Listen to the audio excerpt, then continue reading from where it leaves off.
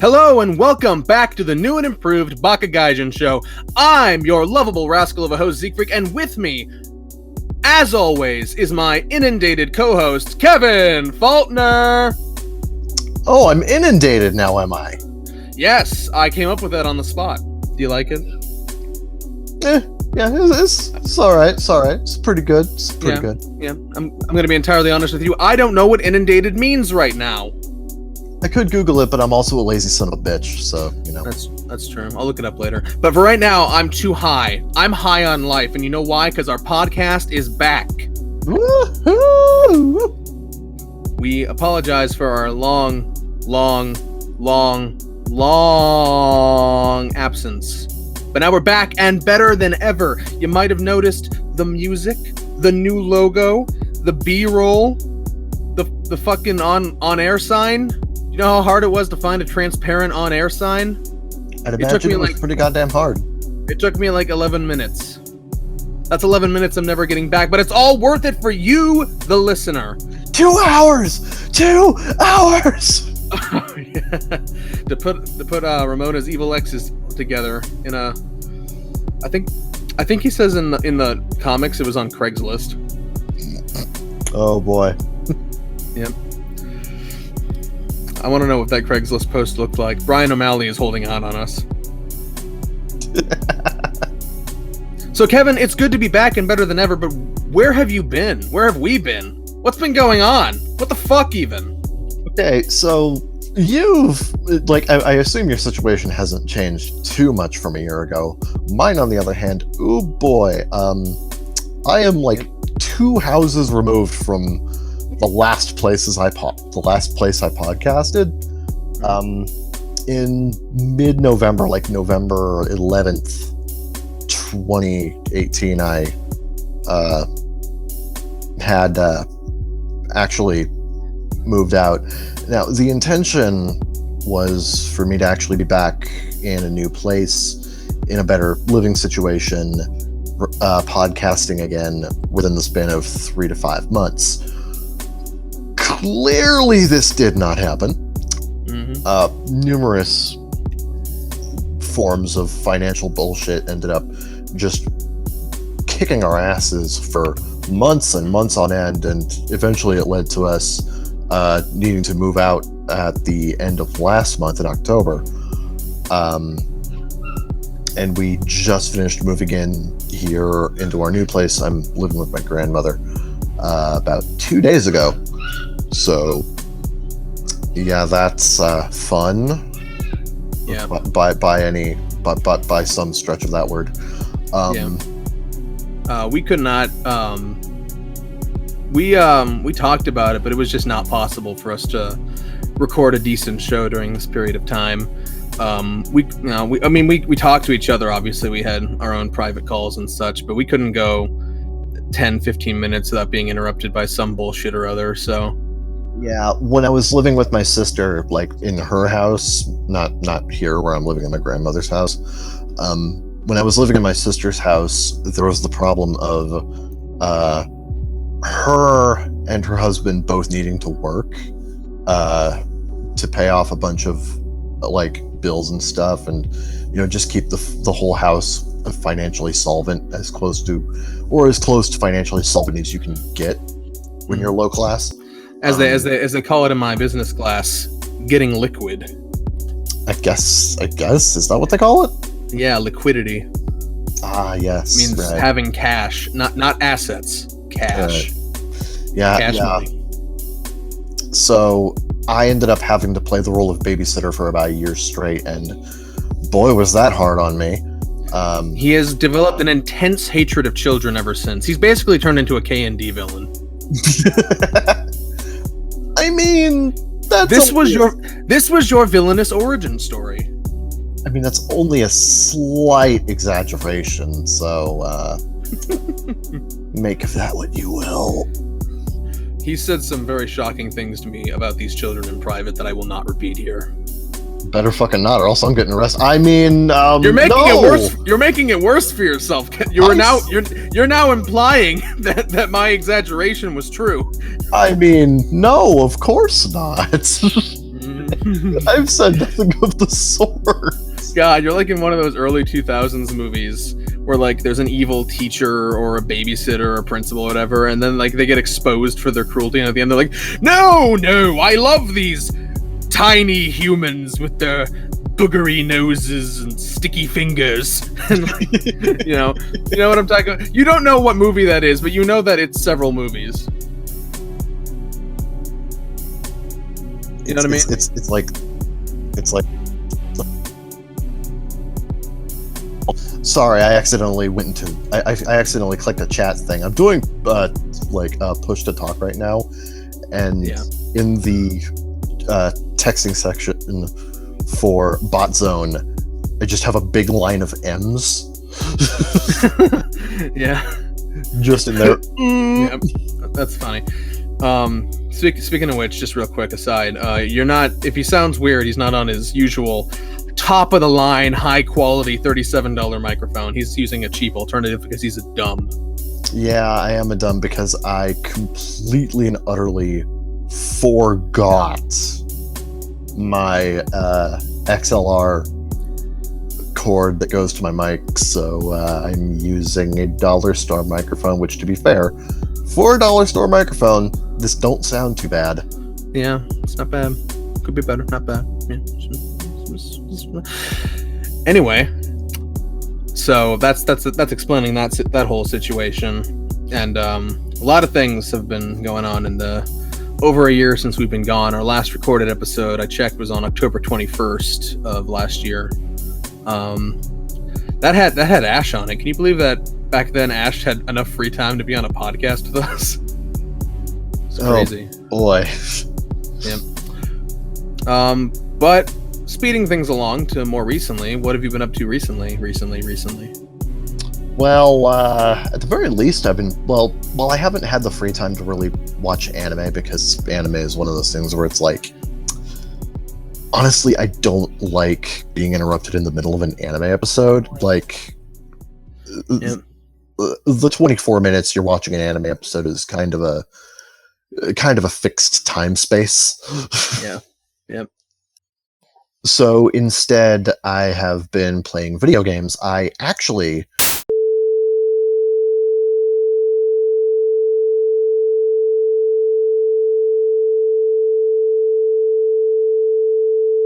Oh, and we're back.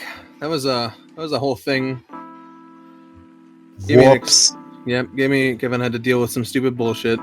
Gave me an excuse to use that technical difficulties thing, though. So that was good. I was kind of hoping I'd have to go a few episodes before whipping that bad boy out, but here we go. Here we are. Hey, now you get the full experience of Baka Gaijin show all in one episode. Exactly. It's an ideal comeback in a way. So anyway, before we go on to before we talk about what we've been doing lately, which is what we were going to do before we were so rudely interrupted by dead fish, I'm going to briefly explain the whole new look and aesthetic and shit like that. As you may have noticed, this is not like the old show. We're pre-recorded now. We're not doing this live. This is nicer and snazzier. Exactly. You know, there's a back-end track and a back-end B-roll and a new logo, which I really, really like, because I'm going to be honest, I was getting a little tired of the old logo. I didn't think it was my best work.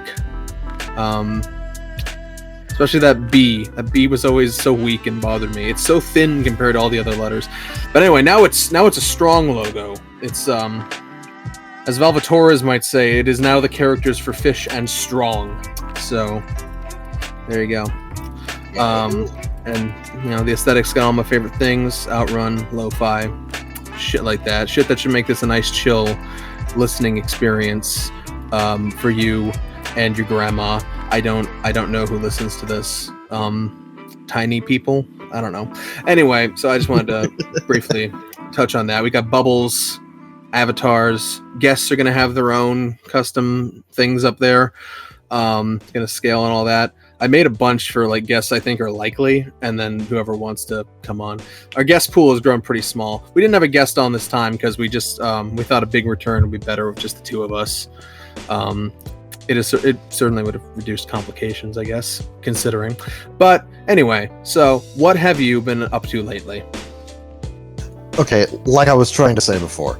Well, I have I haven't really been able to watch much anime. I have been playing video games lately. For the like 8 to 10 months before we moved, me and Jennifer were like saving up money to actually, move out. And shortly before we got to the point where we needed to move, we realized we saved up too much. Like we had this excess surplus of money left over, and it's like, damn, what are we gonna do with all this? And then Jennifer just had the brilliant, just gorgeous idea of, hey, we have like $400 each. Let's get Switches. Oh yeah. You didn't have a Switch before that. Yeah, so for the last year I've actually been playing video games a lot more. Been playing on my Switch. Yep. I'm currently playing Digimon Story Cyber Sleuth again. I did have that on Vita, but now I have the Switch version with hackers memory, so that's pretty cool.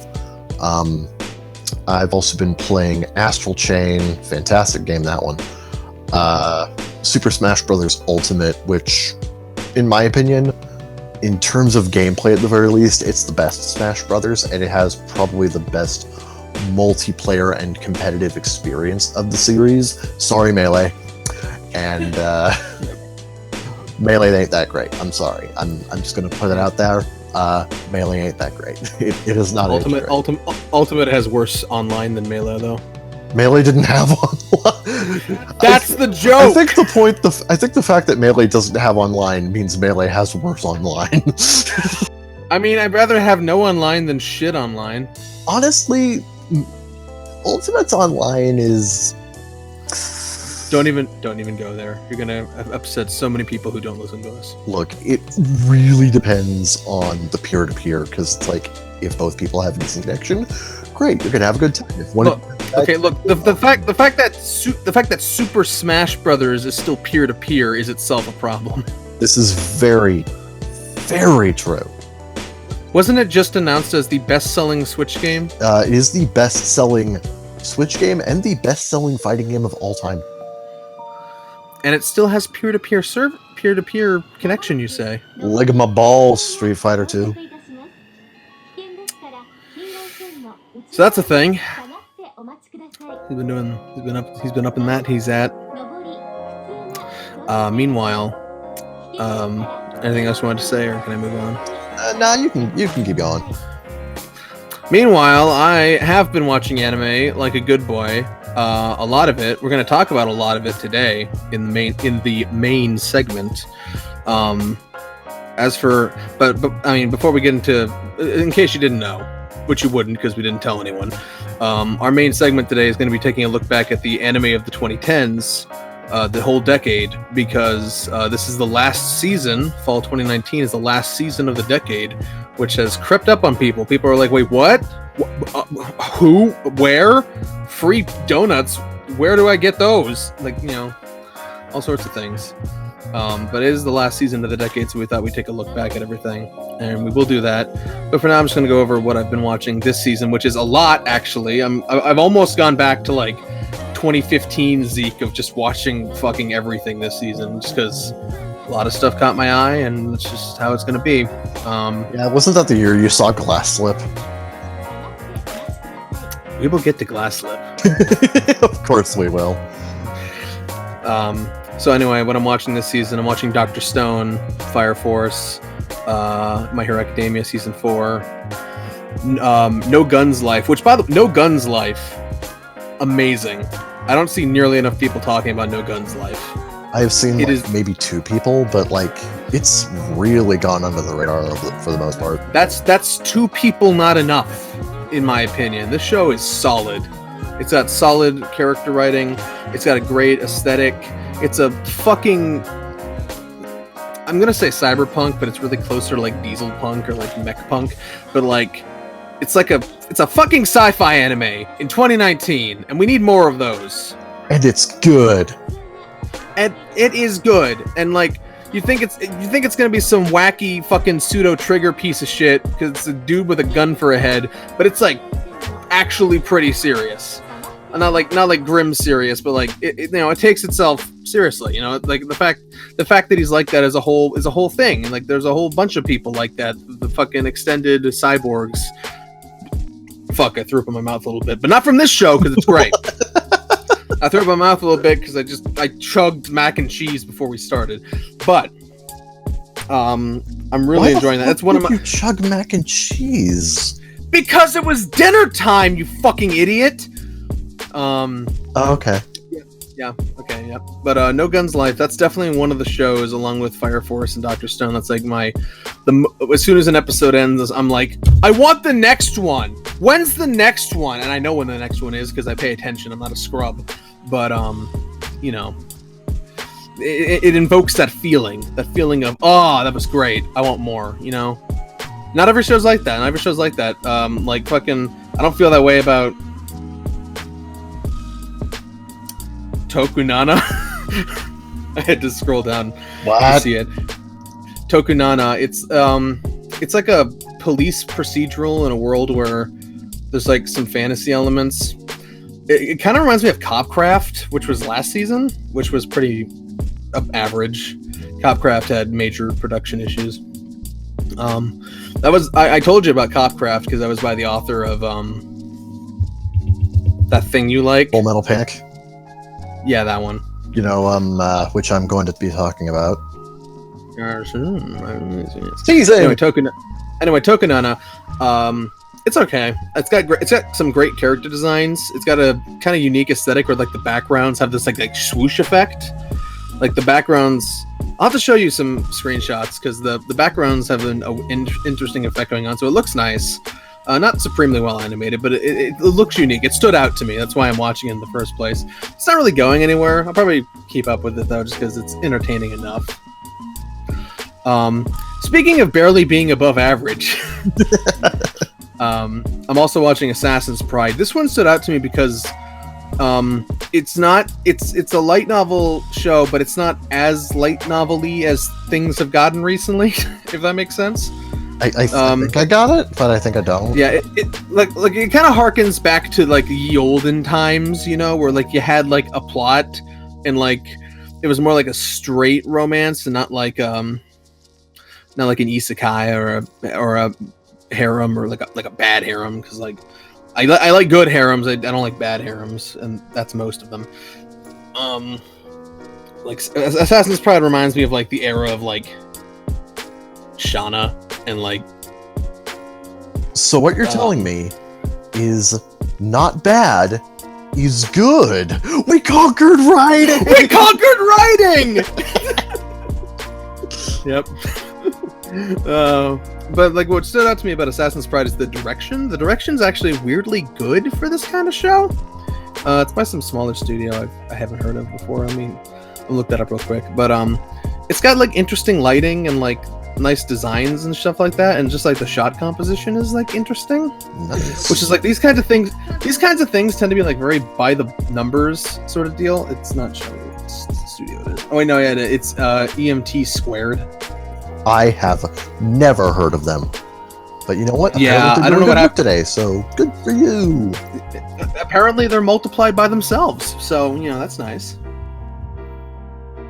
That's what squared means, right? I'm not fucking that up. Squared is I think maybe I think so. Yeah. I'm sorry, my brain is high on anime right now. I can't fucking think. And I like the main character, Melida Angel. She's and I'm not gonna get too deep into it, but like I like it. Okay, it's fine. It's not great, but it's fine. It's watchable. And one thing I really like is that like they live in this world that's like conquered by darkness, and they live in like a city that's like a giant chandelier. But what's interesting is that like all of the quote unquote outside shots are actually inside, so like all of the lighting looks artificial, and that's like a really nice touch I noticed. That sounds really, really cool. Wow. Yeah. Show you some screenshots sometime, but like the lighting always looks artificial, even when they're quote unquote outside, and that was a nice attention to world building. I noticed. Very good. Yep. I'm hearing an echo on your end. Can you do something about that? Well, I'm trying. I'm doing my best. Sorry. Well, as your mother tells you every day, your best isn't good enough. I don't think my mother has ever said that to me, but sure, go ahead. That doesn't fit my preconceived notion of what a parent is. Moving on. I'm watching season 4 of Shokugeki no Sama. Is that right? Yeah, season. No, wait. Isn't it the what? Isn't it the 5th? No, wait. There was third plate. No. Third plate Totsuki Train. Okay, yeah, so it's the 5th. Fuck, what the fuck? Yeah, but that was 3 was divided in half. I think it was like split. Yeah. But it was still like all 3. This is 4. Who cares? This fucking like all this splitting that's going on. Like, I'm also watching Alicization, and they're splitting the second half of Alicization into 2 halves. So it's going to be a half, and then a quarter, and then another quarter. A half. Yeah, anime is weird these days, with all the fucking core splitting and fucking... Next, I swear to you, Kevin, mark my words, capture this soundbite, and blast it to the wide corners of Annie-Twitter.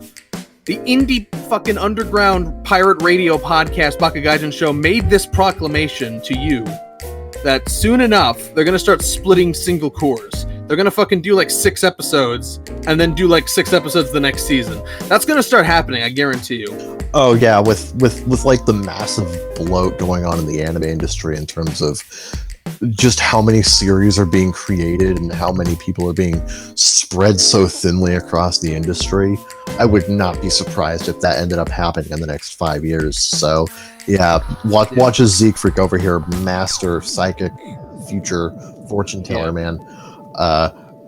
Foretells the future and is just amazingly prescient of what's going to happen in the future. Yeah, exactly. And if I'm wrong, which I won't be, but if I'm wrong, nobody can call me out on it because nobody listens to us. Yay. Mic drop. That is like the most depressed mic drop. Yeah, well, it's going to be super funny for the 5 people listening, and that's all I care about. We appreciate you. Yep, and you, not you, Marcus. You know what you did. You know who you are. Yep. I'm watching the Netflix jail series. I'm watching Nanatsu no Taizai season 3 and Beastars.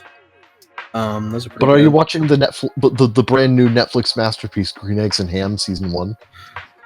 Oh yeah. You had to bring that up, didn't you? Of course I did. You know me. You don't know me very well. So, if people haven't seen, there's a fucking Green Eggs and Ham Netflix series, and they put out a trailer, the season 1 trailer of Netflix's Dr. Seuss's American McGee's fucking Green Eggs and Ham. And I went to Twitter. And American McGee's Green Eggs and Ham. Yeah, an American McGee game made by American McGee Industries. He made it. Anyway, I went to Twitter and I was like, season 1 of Green Eggs and Ham. Not only are you implying with this statement that there's going to be an entire season dedicated to Dr. Seuss's Green Eggs and Ham, but you have plans for a multi-season saga based on Dr. Seuss's Green Eggs and Ham. That is the most galaxy-brained fucking shit I could ever imagine. And I didn't, because my galaxy brain is not that big. You're making my galaxy brain look tiny, Netflix, with your fucking wild-ass whatever this is. This is some fucking ascended brain meme shit. Like, what the hell kind of weird-ass coke-fueled bender led to someone saying, you know what needs a multi-season show? Green Eggs and Ham. Genius. It's like they watched Back to the Future Part 2 and they saw Jaws 19 and they were like, we can do better. I don't know about you. Make the shark look real. Look, man, if a multi-season Green Eggs and Ham is not convincing you that we're in the midst of late-stage capitalism, I don't know what else will. And the fucking barrenivity, the absence of creative drive and freedom in the industry. Anyway, we're depressing ourselves. Yeah, no, you could probably hook a turbine up to Dr. Seuss's corpse laying in the ground right now and turn that into a perpetual motion generator. Yep. Wow, that sounds like a stand. It does. My stand allows me to turn Dr. Seuss's corpse into a perpetual motion machine. That's some fucking part 11 Galaxy Brain shit right there. Hey, by the way, did you see what I said earlier that Araki hinted that part 9 might return to Italy? Yeah, I saw that. Like, yeah, it kind of goes along with the trend he's been doing of like remaking 2 to 3 parts at once with each of the new parts past Stone Ocean. So, hey, if he can remake both, but then he would start lapping over with Steel Ball Run. Yeah. Wait a minute. Now announcing Steel Ball Run 2! Peggle 2! Oh my god. You know what though is the thing though? Like Italy's great and all. Italy's great, but you know what I want to see? You know what I want to see Araki the Mad Lad do? What do you want to see Araki the Mad Lad do? I want him to go to space. I want a JoJo part just set in outer space. That's what I want. You know what? A lot of people have said the same thing, and you know what? I'm all for it. But they haven't said it as loudly as me. Bring us space stands. Bring us alien stands. Friggin' zero-G stand battles. Do it. I think you mean bring back alien stands. Then again, Araki. Oh right, fucking Earth, Wind, and Fire over here. Damn. Yep. Also, there was a zero in Stone Ocean. There's a stand that if the stand touches something, it loses. It's not affected by gravity. That's one of the better. But I'm saying do that more. Yeah, have that be the baseline. Just fucking make that guy obsolete. Anyway, what was I fucking saying? Anyway, I'm watching Bokuben season 2. That's a nice rom-com sort of deal. Watching Orisuki. That's an experience. I have seen the first episode of that, and it is absolutely wild. Oh my god. Yeah, it's pretty fucking funny as shit. I'm not even gonna talk about it and spoil shit because it's so out there and funny. I just want people to experience it. Yeah, I watched it and I'm like, I think Zeke told me too much. Yeah. Because honestly, that's one of those things where it's like, dude, watch it on your own time. Don't say a damn thing. Yeah. And then I've also been watching, I'm going to watch Psychopath Season 3. I haven't got to it yet. I just watched the movie a few days ago, and I'm going to watch like the 3 other movies later this week, probably. I've been watching so much fucking anime here, you can see that it's hard to fit these fucking movies in my schedule. But, yeah, I'm going to get to that. I'm going to get to Season 3. But also... Look at this man over here with his free time and his anime watching. Yeah. Look at this anime podcast, man, actually watching anime. It's crazy. Absolutely insane. Yeah, no one has ever done that before. We are the first on the Baka Gaijin show. But anyway, the most interesting thing... Not the most interesting, but like... Anyway, it's an interesting thing, is that I'm watching... the Amazon Prime exclusive Blade of the Immortal. This isn't even airing on Japanese TV. It's like completely Amazon Prime exclusive. Which is bizarre. Yeah. Blade of the Immortal, an adaptation of the apparently beloved seinen manga by the director of Steins Gate, which is pretty obvious from like just the aesthetic. I mean, like very different setting and very different source material, but like aesthetic wise, it's got like the bleached out visuals and like the white sky and all that shit. You know how that guy rolls. I've been enjoying it for its for being very different from most anime. in that it is very, very, very Japanese, which most anime isn't, obviously. But you know what I mean, though, like feudal. Yeah, just a lot more ancient Japan sort of thing. Yeah.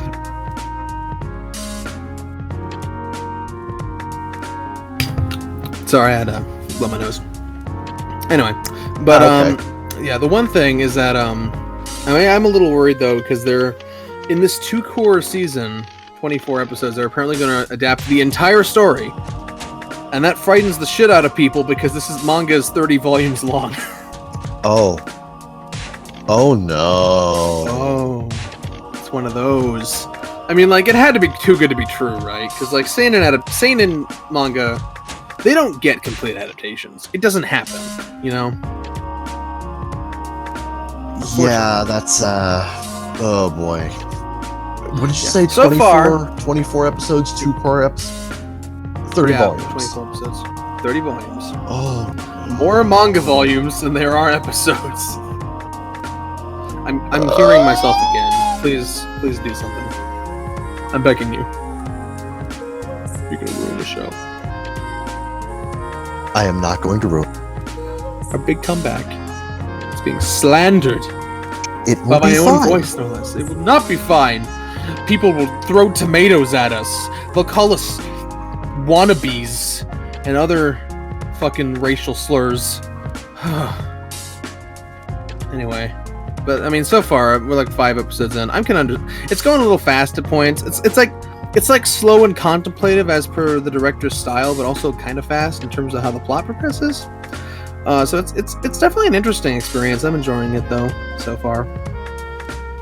I've been understanding things for the most part, but who knows? You know, it's a lot of material to burn through, so could be having a speed run situation. MLG speedrun Blade of the Immortal, 24 episodes. Yeah, reminds me of just because of how fast the editing is, people have been calling season 4 of Shokugeki no Soma Shokugeki no speedrun. Not because they're adapting shit particularly fast, just because the editing is super fast. Yeah. Yeah, so that's what I'm watching this season. I also recently watched something, but I'll talk about that in the next segment because it's on a list. One of my many lists. Anything else you want to talk about? Anything else you've been up to? Or should we take a break for the next segment?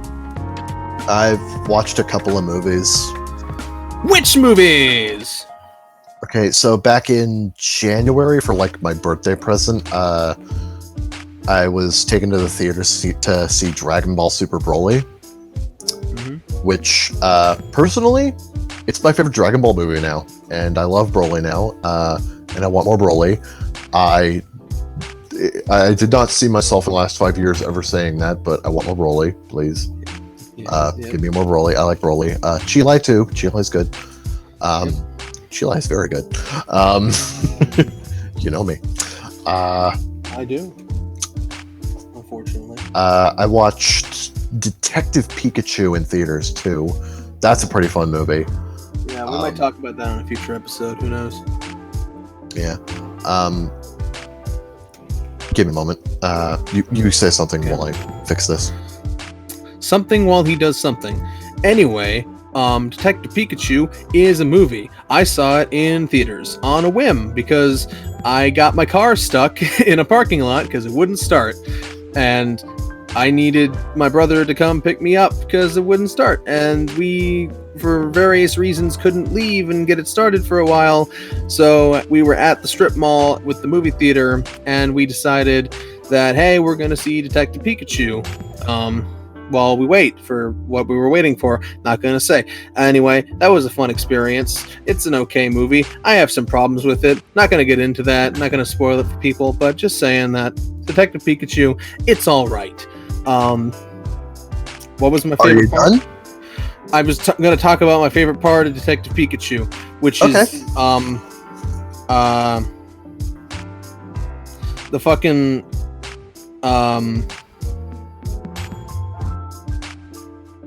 I like it, I swear. I can't remember it very well. My brain has not been in that headspace for a while. Anyway, you done? You took care of what you need to take care of? Yeah, it turns out push to talk was what was causing the echo was actually push to talk, so I'm on voice activity now. I'm just muting it whenever I'm not talking for a long period of time. Okay. Makes sense.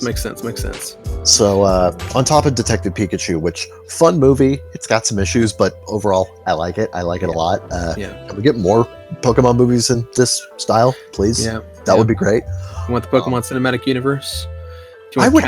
You want the forces of capitalism to bleed dry this thing you love until it's a depressing husk of a thing that once brought you joy in your life? I mean, put it like that. Yes, but we're killing the planet slowly. Yeah. Yes. Anyway, whatever mass-produced entertainment pieces have you seen lately to brainwash you into not fighting the patriarchy? I meant the oligarchy. What? You know what? Whatever. It's fine. What? I meant to say the oligarchy. What? I'm sorry, everyone. I'm a feminazi now. What? This podcast is incredibly sexist. I couldn't help but notice we haven't had any agency-fueled women on this show in the last 5 minutes. Therefore, we are officially the scum of the earth. God. Oh my goodness. Anyway. The oligarchy, fight the oligarchy. Kevin, what other movies have you seen? Tell them before I dig myself deeper. Oh my god. Bumblebee. Oh, that's a good one. It is. I actually rewatched it today. Yeah. Though I was constantly interrupted and it took 4 hours. Mm-hmm. But wow, that's still shorter than Age of Extinction.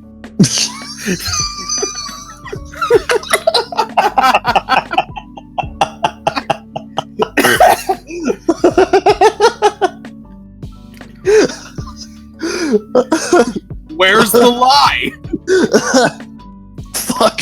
Shit. Okay.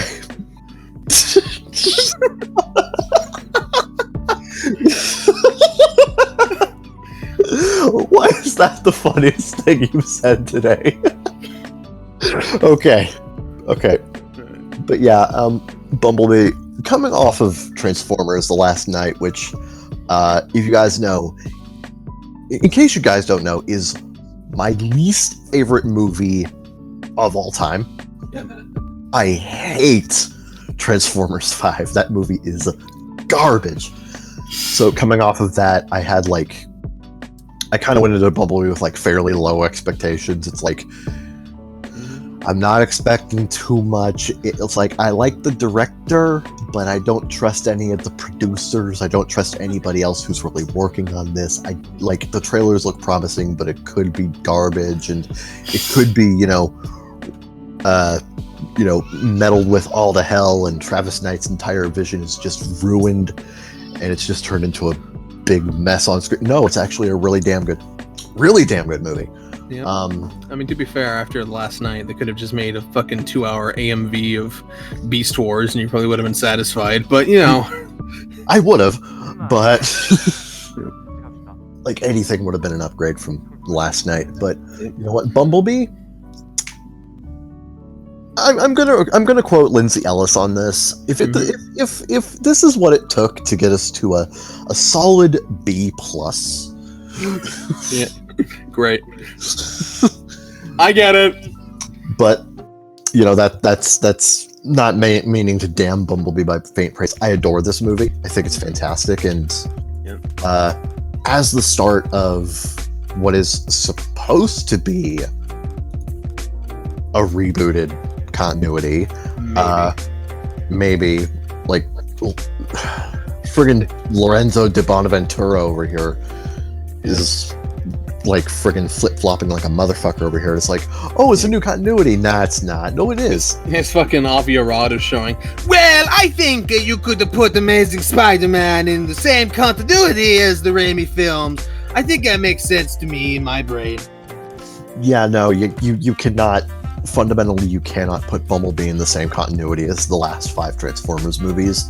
The movie contradicts too much. We don't want to disappoint fans of garbage, so maybe we make more garbage. Maybe. Wasn't there like a statement like that where like we want to respect the Bayverse, and everyone's like, well, that would make one person. The Bayverse doesn't. The Bayverse doesn't respect the Bayverse. What the fuck are you talking about? The Bayverse is a fucking crack mama in the alley with fucking bleeding from 6 different places and not giving a fuck because she's too fucking drunk and passed out to care about life anymore. That's the Bayverse. You reminded me of the image that I saw where on like the Letterboxd review where someone calls where someone's reviewing Space Chimp and says it has crack house vibes. That should be a fucking genre. That should be like a fucking channel on Spotify. Crack house vibes. Hey, I'd fund it. Yep, music to get fucking wasted to. But yeah, Bumblebee's fantastic. As is Into the Spider-Verse. Yeah. That's another one of those movies where it's like I have some issues with it, but ultimately I think it's really, really good. I have more issues with it than most people. I feel like I like it less the more I think about it. Probably, maybe, yeah. But like... We'll get into that another time. That's one of those things we definitely would have done a show on if we were able to. Oh, but, God, yeah, we would have, absolutely. Like, I would have totally loved to have done an episode based on Spider-Verse, but hey, we have to wait for the sequel now. Yep. Look forward to our Spider-Verse episode by the time Spider-Verse 2 comes out. Retroactive podcast back into the Spider-Verse 2022. Yeah, we just pretend it's 2018 again. Oh boy, I can't wait for the next season of Full Metal Panic. It's gonna be great. Right. Anyway, are we done with this first segment? I believe we are. Okay. We will see you after the break. Enjoy the new eye catch.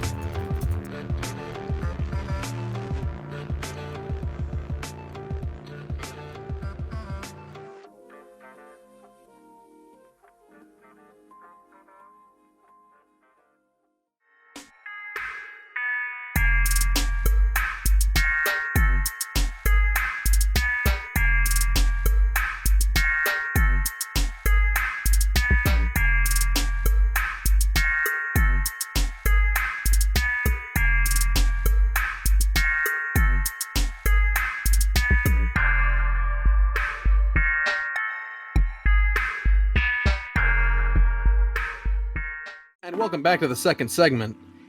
By the way, we haven't introduced our new friend Craig here. He's a robot. He's going to help us put our voices in your ear holes. He's a man of very few words, but he does a lot. He's a great listener. That he is. You could say that's all he normally does. So if we refer to Craig, that's who we're talking about. Everyone give a nice warm welcome to Craig. We are happy to have him on the show. He saved us from dire straits. Because, Google Hangouts are shit. Yeah, we don't use Google Hangouts because it's fucking garbage. I literally, every time I was trying to be on someone else's podcast in the past year, NTR Radio, whatever, listen to them. They're very good. Certainly. It's Google Hangouts was just a bitch. Yep, certainly. Just a bitch. So we don't do that shit anymore. We pre-record, and that allows us to do all this fancy shit you're looking at right now, and listening to, and experiencing in other ways. We don't tell you what to do with this show. So yeah, and we were like, if we're gonna bring Baka Gaijin show back, we're gonna make it bigger and better. I wouldn't have been satisfied bringing it back. It's just hangout calls again.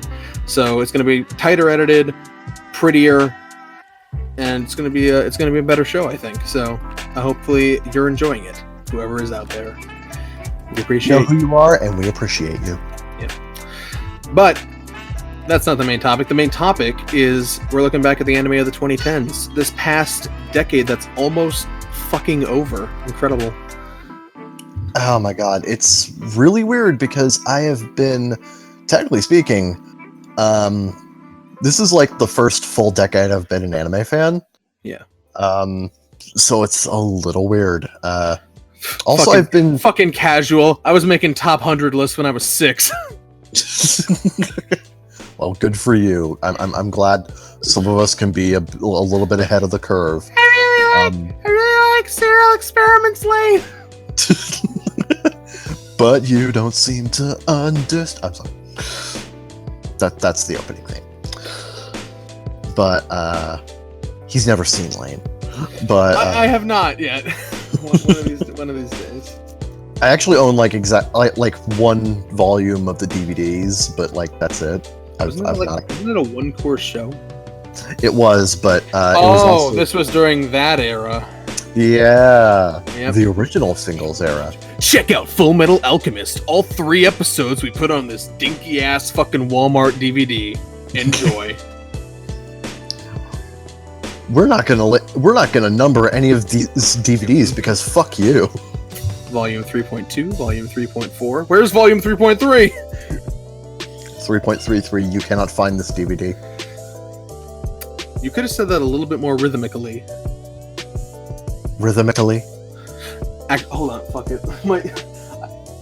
I put the fucking B-roll on my TV, and it was done, so it scrolled to the next episode, which was the test thing I did for you. I could hear like the audio from that from my TV. Whoops. Yep. All right. Maybe don't do that again. So anyway, we're going to talk about the anime of the 2010s, and we're going to do it in my favorite format, lists. Motherfucking lists. Everybody loves lists. Yep. I made 10 lists. Kevin, he made 3 lists. And that's if in case you were wondering, that's about the usual ratio of how much effort we put into this show. Hey man, I can't even say this. Okay. So we're gonna go through a few of my lists, then we're gonna do one of Kevin's, then we're gonna go through a few more of my lists, then we're gonna go through another one of Kevin's, and then I think you get the pattern from here. I mean, if you happen to do a list I also have, I guess we can do that. Yeah, that's also true. Yep. Mm-hmm. So I want to save the big one. I did like 1 top 10 and like 9 top 5. So we're going to do some top 5. So we're going to save the top 10 for last. And in case you're wondering, this is not top 10 anime of the 2010s. That's hard. I don't want to do that. That hurts my brain organ. My top 10 is the top 10 anime of the 2010s that you might have missed. Oh boy. The underrated gems. The diamonds in the rough. The fucking things you might not have seen, but you should have, and you're dumb, and I'm going to explain why you're dumb. But before that, we're going to get to some lesser top 5s. Yay. And we're going to start with my top 5 anime of the 2010s that need another season, damn it. It's been too long. Where are they? Oh, hey, I have that too. Awesome. Kevin, why don't we start at the bottom and work our way up, much like the Rebels in the first season of Magi, which was abridged and had that funny bit where Kasim is like, we started at the bottom, now we're here. You know what? That's a timely reference. Anyway, go ahead. With Kevin's number 5. My number 5 is Demi-chan wa Kataritai, or Interviews with Monster Girls. This came out in, I believe, January 2018 or 2017 or something. Mm-hmm. And this got really, really swept under the radar, mostly because it came out in the same season as both Miss Kobayashi's Dragon Maid and Interviews with Monster Girls, or maybe it was like a season afterwards. The point is, it kind of got dwarfed by other Monster Girl stuff. But honestly, I think this show got overlooked for all the wrong reasons, because it's a really fascinating show in that it utilizes demi-humans, specifically a Dullahan, a vampire girl, an ice woman, a Yuki Onna, and a... For the Yu-Gi-Oh! Players out there, all of the ghost tricks. Yeah, and a succubus. It utilizes them. They're, for the most part, regular humans, but they happen to have certain traits to them. That this one guy, who is a teacher, is trying to kind of understand and research and get to know them better. It's kind of sort of his, thesis thing that he's working on. And the entire series is based around him having these one-on-one conversations and interacting with these demi-humans, with these girls, and learning more about them, the stuff that they can do, what they can't do. That's like separating fact from so legend. What you're telling me is that he writes SCP files based on them. I'm going to assume I know exactly what you're talking about and say yes. Okay. I fully understand now. You know what's funny about that title? I always imagine the entire show is like the fucking bathroom confessionals from Total Drama. I mean, not completely that way, but sure. Yeah. So that's a thing. I always get that show confused with the other one, the other Monster Girl show that I think was that might have been a few years before that, the Monster Musume one. Yeah. Yeah. But yeah, Debbie-chan, I really liked that one, and I wanted to get another season because I just want to see more of these characters and just explore the lives that they lead more and adapt more of the source material. Is that the one with the blonde vampire girl you like? It is. It's the one. Yeah. Yep. I remember with my brain. Yep. So yeah, I want a second season of that. So what is your number 5 anime that needs another season? My number 5 anime that needs another season is a little ditty, a little cult classic. You might have heard of it. It was called Roka no Yusha, or I forget the English title. Anyway, Roka no Yusha. This was the light novel adapted series by Passion. You know, the gang. They made anime. Do you know that? Yeah, they made Rail Wars. Passion made Rail Wars. I didn't. You know what's funny? I did not know that studio's name was a JoJo reference at the time, but now in retrospect, I'm like, they really did that. Roka Braves of the Six Flowers. So. Yeah, Roka no Yusha. That's what I said. Anyway. Yeah, I'm just gonna call that Roka no Yusha for the simplicity of it. So. Yeah, but yeah, I really like this show. Is not what you think it is, because like you think it's a fantasy adventure, you think it's like a save the world type fantasy story, not like an isekai. This wasn't. We weren't in isekai hell yet, but like a standard fantasy more show. Isekai purgatory. Yeah, but it's not like a standard fantasy show. It's like a fucking. As soon as they set out on their adventure, shit just goes wrong, and like. They're trapped in a place and they got to figure out like who's betraying us, you know, who's supposed to be here, who's not supposed to be here, you know, who's one of the chosen, who's a fake, you know, and all this interpersonal conflict between the various chosen flowers, the champions or whatever comes up. And it's like, it's a weird genre mix of like part fantasy adventure, part like intrigue, espionage, survival story sort of thing. That sounds amazing. Yeah, and it was really unique. It had a unique atmosphere to it and everything. And from what I hear, the novels continue along that path. Like the primary like fork in the road that they encounter in this season is resolved at the end of the season. But apparently, like every continuous volume is kind of like that and sets up some new scenario like that. That's really unique, and I definitely want more of that. Probably not going to happen. Didn't sell very well, you know. But God damn, isn't that always just the worst? Like you have a great show, you love it, and you just want another season, but that just sells like garbage. Yep, there's a lot of that on these lists. I'm going to be talking about at least one. Cry. Yep. So, yeah, Roka no Yusha. I'd love more. Probably not going to happen. I don't even think the novels have come over, but you know, so shit out of luck. Anyway, what is your number 4? My number 4 pick is Cardcaptor Sakura Clear Card. That is cheating. You're cheating. You're cheating. How am I cheating? How the fuck am I cheating? I told you it had to start in the 2010s. It did start in the 2010s. Cardcaptor Sakura did not start in the 2010s. The franchise might not have. Fuckhead. The series, for all intents and purposes, ended in the late 90s, but it was revived in the 2010s. I'm counting it. You know, I'm not going to kick you off the show or anything, but just know I'm very disappointed in you. Of course you are. You're always disappointed in me. Like, when are you ever proud of me? Yeah, whatever. Fine. Do your whatever. Talk about your fucking stupid pedo show. I don't give a shit. Rude. I went there. Cardcaptor Sakura Clear Card. This show just made me feel good, and it's just a really, really pleasant series to watch.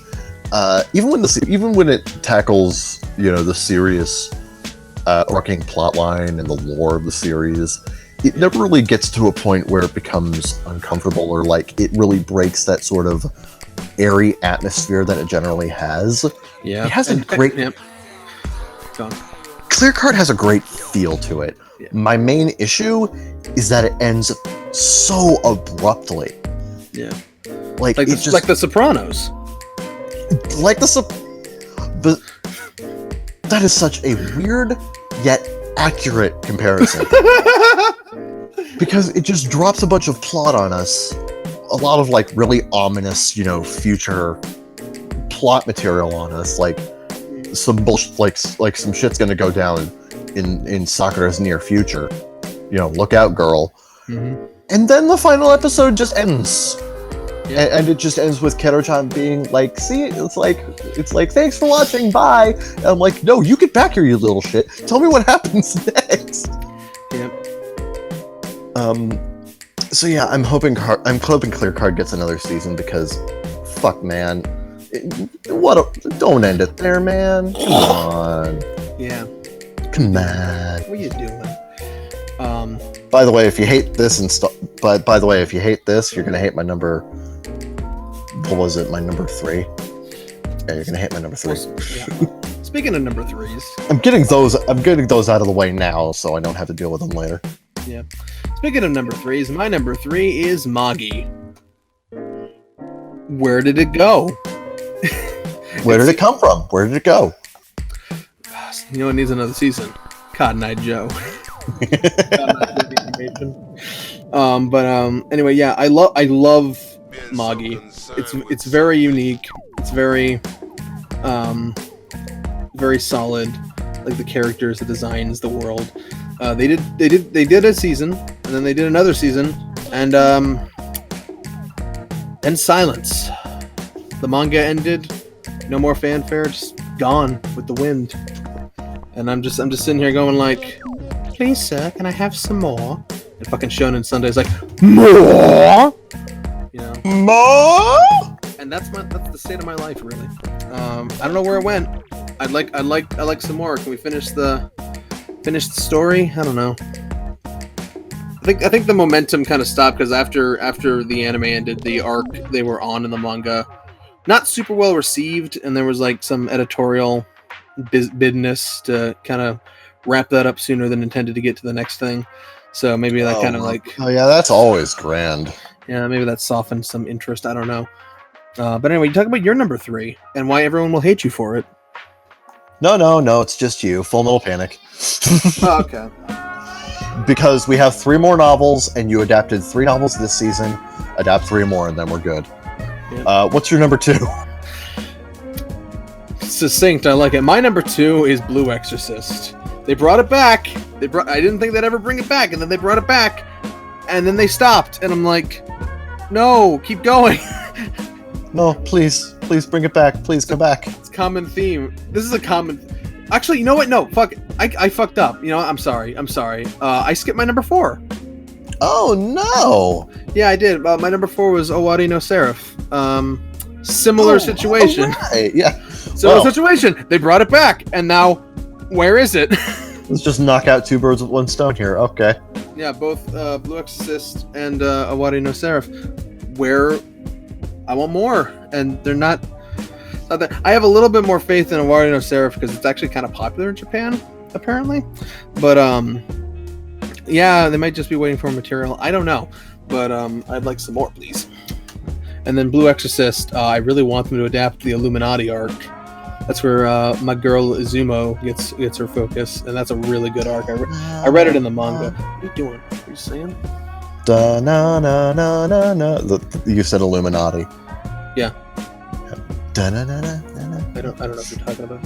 Anyway, what are you on number 2? Yeah, number 2. Yeah, go on. Oh, I'm gonna say this just to piss people off. Usagi drop.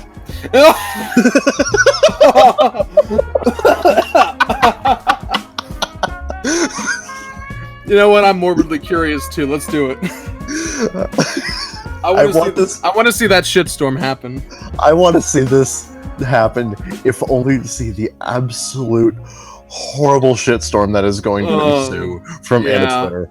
Oh my god. Oh god. I just some men. Listen. We're the indie underground station. Okay, we're pirate radio. You know, we give you the hot takes as it were. And one thing you have to understand about us is that we just want to watch the world burn. You know. Oh yeah. And sometimes we just want to make everyone angry so we can laugh about it. And this is one of those situations. That's a great pick. Thank you. Oh boy, but yeah, give me another season if only to watch everyone else suffer. Yep, change nothing. Adapt the manga exactly as it happened. We want to see that fucking train crash happen in real time. We're those kinds of people. Anyway, my number 1 is, of course, anyone who knows me, they know exactly what this is. I don't even need to say it. You tell them.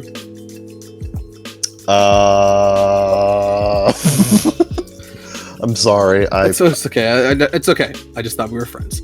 Anyway, my number 1 pick for an anime that needs another season is fucking Excel World. Oh god damn it! Yes. Where? Oh my god. It's fucking popular. It's got like the world's most popular Big Brother. Where the fuck is it? You just adapted Volume 12 as a movie, which was like 45 minutes of recap. Why? No, it wasn't even Volume 12. It was like Volume 19. Jesus, come on. Yeah, Infinite Burst is a fucking slap in the face. It's fucking 45 minutes of recap, and then like they adapt like kind of part of Volume 19, not really. Get the fuck out of here. That's fucking pissing in my Cheerios. I'm so sick. I'm done. I'm angry. I'm legit still fuming about that. Like, just give us a second season and stop with the piddle farting around already. Yeah, I'm just like, Look, I saw Excel World, okay? I did a fucking podcast episode on that for this guy's benefit, and you know what? Give me another season of that. I'm surprised I forgot that was... Fuck. You know what? Fuck it. I'm gonna bump off Full Metal Panic here. Put fucking Excel World on here. Come on. What was your first one?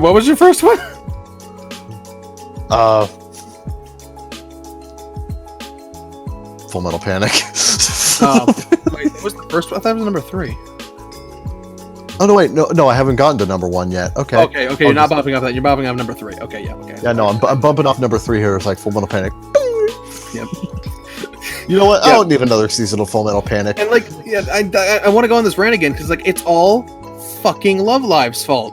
As soon as they were done with Excel World, they made Love Live, and it made $100 bajillion, and they're like, "Oh, I guess we don't need to make anything else ever again." And yeah, like, so that particular Sunrise Studio is like, we don't need this, but we do. It's so fucking frustrating because we want it, fans want it, Kawahara wants it, his editor wants it, the fucking the fucking publisher wants it, everybody wants it. So even Sunrise said they wanted it. Why isn't it happening? Everybody says yes, and then it just doesn't happen. It's like one of those fucking it's one of those meetups that you plan for weeks, and everyone's like, "Yep, we're gonna do that. Yep, it's gonna be great. It's gonna be so much fun," and then nobody shows up. It's like, what the fuck? That's the state of Excel World right now. The absolute state of Excel World. Oh my god. Yeah, I agree with you. I agree with you there. 110%. Yep. Give us more. At least they're bringing over the novels for that one. So. Yeah, I can read that maybe. Consolation prize. Yeah. All right. Oh wait, what's your number 1? I forgot. My number 1 is Made in Abyss. Now I'm gonna get. Isn't that getting the second season? It's getting a sequel movie, which is going to adapt a short arc that takes place after where the anime ended. Right. Now, it is getting a sequel movie, but there is a lot more material that the anime has not covered, and even after the movie, you still have almost another season worth of material there. Yeah. My concern here is the animation studio, Kinema Citrus, is getting really heavily used by Crunchyroll specifically. Like, let me look up Kinema Citrus here, because I want you to understand what they've been doing, what they've been doing since Made in Abyss aired, and what they're doing in the future. I know what they did before Made in Abyss aired. They made Black Bullet, and that's not on my list, but it could use another season of apparently the worst series ever, as described by its author. Like, they did review Starlight and the Rising of the Shield Hero, but here's the thing: Crunchyroll just fucking they freaking announced freaking 2 more seasons of Shield Hero in one go. And you know that's all Kinema Citrus is going to be doing for the next, like, 2 or 3 years. And Made in Abyss is just going to get thrown by the side. I am scared that interest in Made in Abyss is going to wane, and we are never going to get that second season. I am scared that's going to happen, and I don't want that to happen, because this is an amazing adaptation. It's better than the manga. I've read the manga. This is better than the manga. Oh, shit! Like, I'm gonna get in. Is that a hot take? It's a hot take, but oh shit, hot take. Like, I'm gonna get into this again later, but like, it's just an amazing adaptation with just beautiful music, incredible artistry, and fantastic animation. And I am just scared this is never going to get a second season because of fucking Shield Hero. And I'm not even against Shield Hero. I'm against Crunchyroll freaking exploiting Shield Hero's studio just so that they can make more money. Yeah. Capitalism. It will kill us all. But hey, you know, if you're lucky, maybe the planet will die before that happens. So maybe the rapture will come and then we'll all die. Maybe Rise of the Shield Hero Season 3 will be what ends anime forever. Everyone already treated the first season of Shield Hero like the Antichrist. Why not? Yeah, I mean, anime's been dead for 30 years, so I mean, why not make it more dead? We haven't had anything in anime come out since Castle Cagliostro. What are you people going on about now? Yeah, what are we even talking about? We're just making up words. Anyway, next list, because I love me some lists. I made a list of the top 5 anime of the 2010s that need a fucking remake. How am I doing that? I can swear. Fucking. Not fucking. Yeah, not fucking. Get that you in there. Yeah, man. Because this show is better with you in it. Anyway, I made this list. I don't think you made a list. No, I didn't. But let's go over your list, because I'm interested in seeing what you think needs a remake. Top 5 anime that need a remake. Number 5. And this is kind of cheating, because I can only really think of 4. But here we go. Because this could easily fall into the camp of just make another season, because the adaptation was fine. Yeah. But I think it's more likely that you're going to need to start over. And number 5, my number 5 pick is Dead Man Wonderland. Yeah, I can agree there. Now, to be fair, I like the anime by Manglobe. Rip Manglobe, rest in peace. But it's a great adaptation. I love it. But it's been so long, and I think like it's gonna need like a fucking Hunter x Hunter or Black Butler style fucking reboot or something. Yeah, I wanted to put Dead Man Wonderland as one of my anime that needed another season, but they rearranged some stuff and added in some new material and cut out some other stuff in the actual anime that kind of makes it hard to do a straight sequel. Yeah, so not impossible. I've read the manga, but you know, it might be better to just start over. Yeah, so like I can definitely agree with giving Dead Man Wonderland a remake. So because I've been slow going at it. I've been collecting the manga because it's short. It's like 13 volumes, so it's pretty easy to collect. I really like it. Wish it was completed in animated form. Unfortunately, you know, it sold like shit.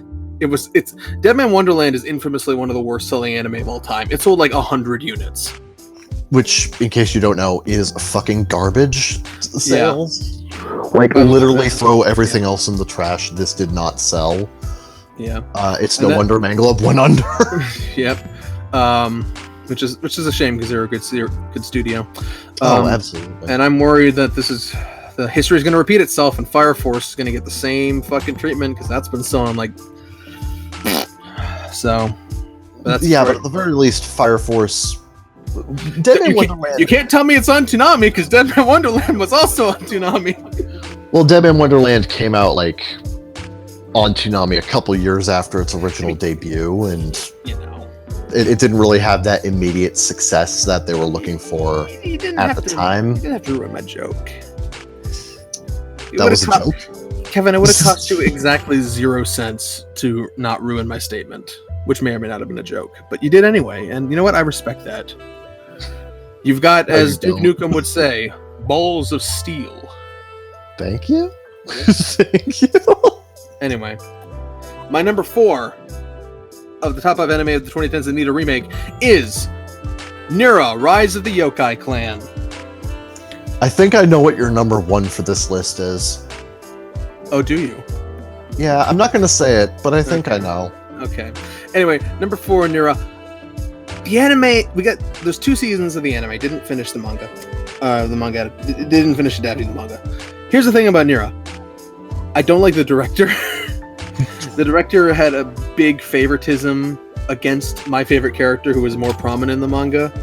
That annoyed the shit out of me. But even more than that, I just didn't like some of the divergences and changes they made. I will say, it's probably the best looking Studio Dean show I've ever seen. You'd think that Shueisha would be more, wary of directors like that who show obvious favoritism towards certain characters in an adaptation, but yeah, to the detriment of that actual character. But yeah. By the way, Surara, one of the people in one on the gacha. So if you see Surara, I'm just saying, trade fodder. Noted. We'll look for her. All right. My number, again, that's very unlikely to happen. Manga's ended for a while. Wasn't very popular to start with. That was my disgust for the director manifesting physically. Anyway, my number 3 pick for an anime that needs a remake, Makaku City Actors. Wasn't that show bad? No, here's the thing. I didn't hate it. I thought it was as an adaptation of... And for adaptation, in terms of Kagero days, is a hard word to use. Because... Because, what do you mean by that? Do you mean, are you adapting the music videos, the light novels, the manga? And the answer to that question is yes, and also no, and sort of. Because it's a very confusing multimedia project where the different continuities are all canon, and they all happen because it's a loop. And it's confusing, but also cool. But my thing is, most people only know the anime, and the anime kind of assumes you're more familiar than you are, so it's not super great on its own. It's okay if you know the stuff, but if you don't know the stuff, it's kind of confusing. It's probably why a lot of people didn't get it. Yeah, probably. I enjoyed it. Could have been better. Maybe a remake's in order. Who knows? Anyway, so I just wanted to throw that on there. Don't hate it, but it could have been better. Number 2, my number 2 pick for an anime that needs a remake is Rewrite. That's not your number 1? No, it's not. Oh, there is another. Oh no. Oh no. So I'm scared now. I thought this was your number 1. No.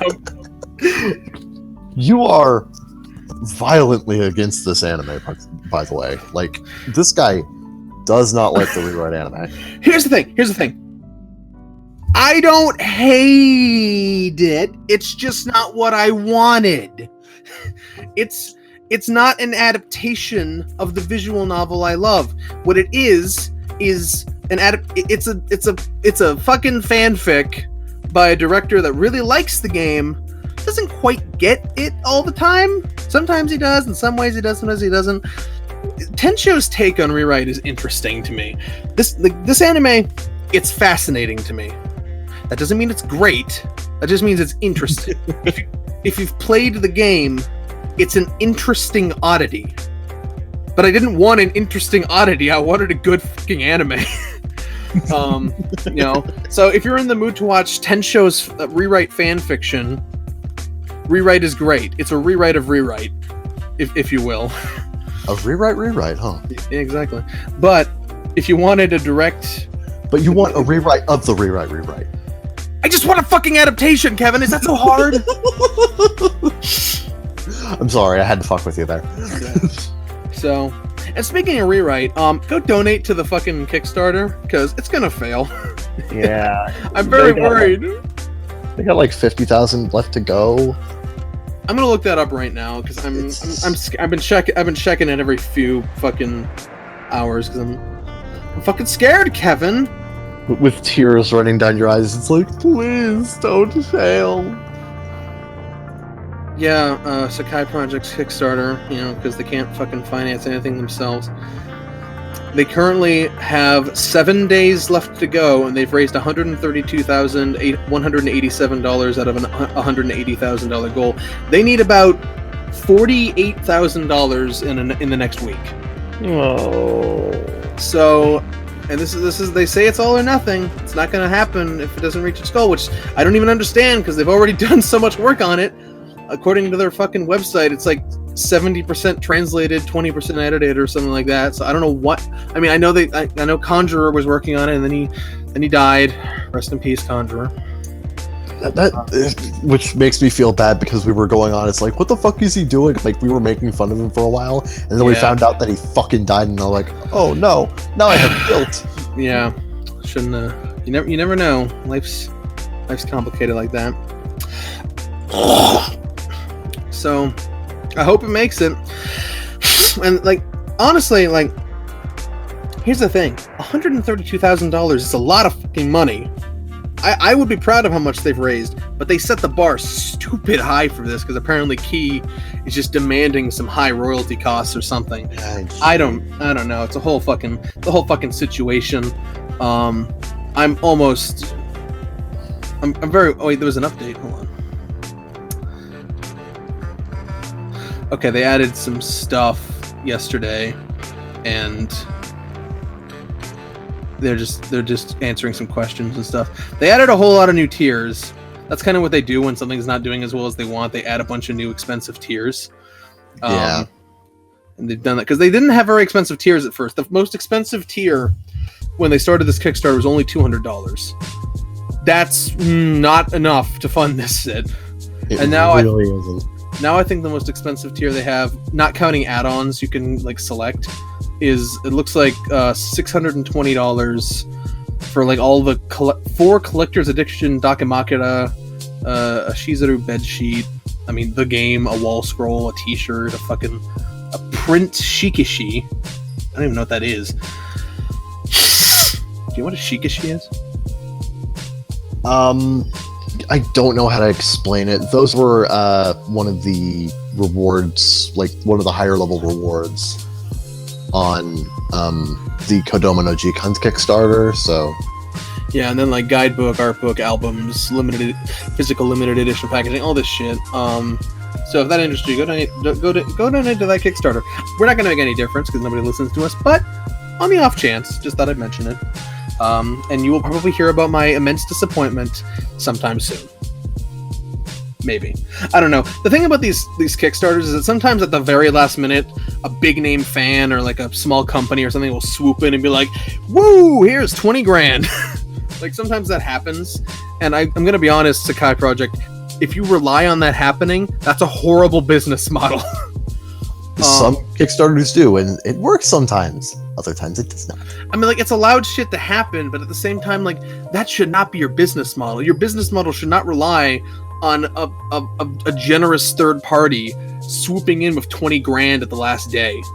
That's not a sustainable business model. We could go on about Sakai Project and their business, but that's not today's topic. I don't hate Sakai Project. I'm just disappointed. I hate so many of the things you choose to be. Anyway. What was I even talking about? So what's your number one? Right, my number one anime of the 2010s that needs a remake. Tokyo Ghoul. Oh, right. Because Tokyo Ghoul is Tokyo Ghoul. Tokyo Ghoul got fucking raped behind the bus station and left for dead in the middle of the desert. Like, I feel bad for the fans of Tokyo Ghoul because I understand the source material is fantastic, but they've just been getting the worst luck with adaptations. They get like really bad live action movies and two shitty anime adaptations. Like, what the fuck? 4 shitty anime adaptations. Wait, 4? So there's the first season, which was which some people think is okay. I thought it was okay when I watched it. It's hella rushed. They put 80 chapters in 12 episodes. That is not good pacing. The second season diverges from the manga and makes its own pseudo end. It kind of follows the ending, but kind of not really. Until it like ends? Question mark? Or not ends. It follows the manga, sort of, not really, and then it kind of spins off into its own business. And then they brought it back for a third season, Tokyo Ghoul, which supposedly adapts the second part of the manga, which they hadn't even gotten to and had diverged from.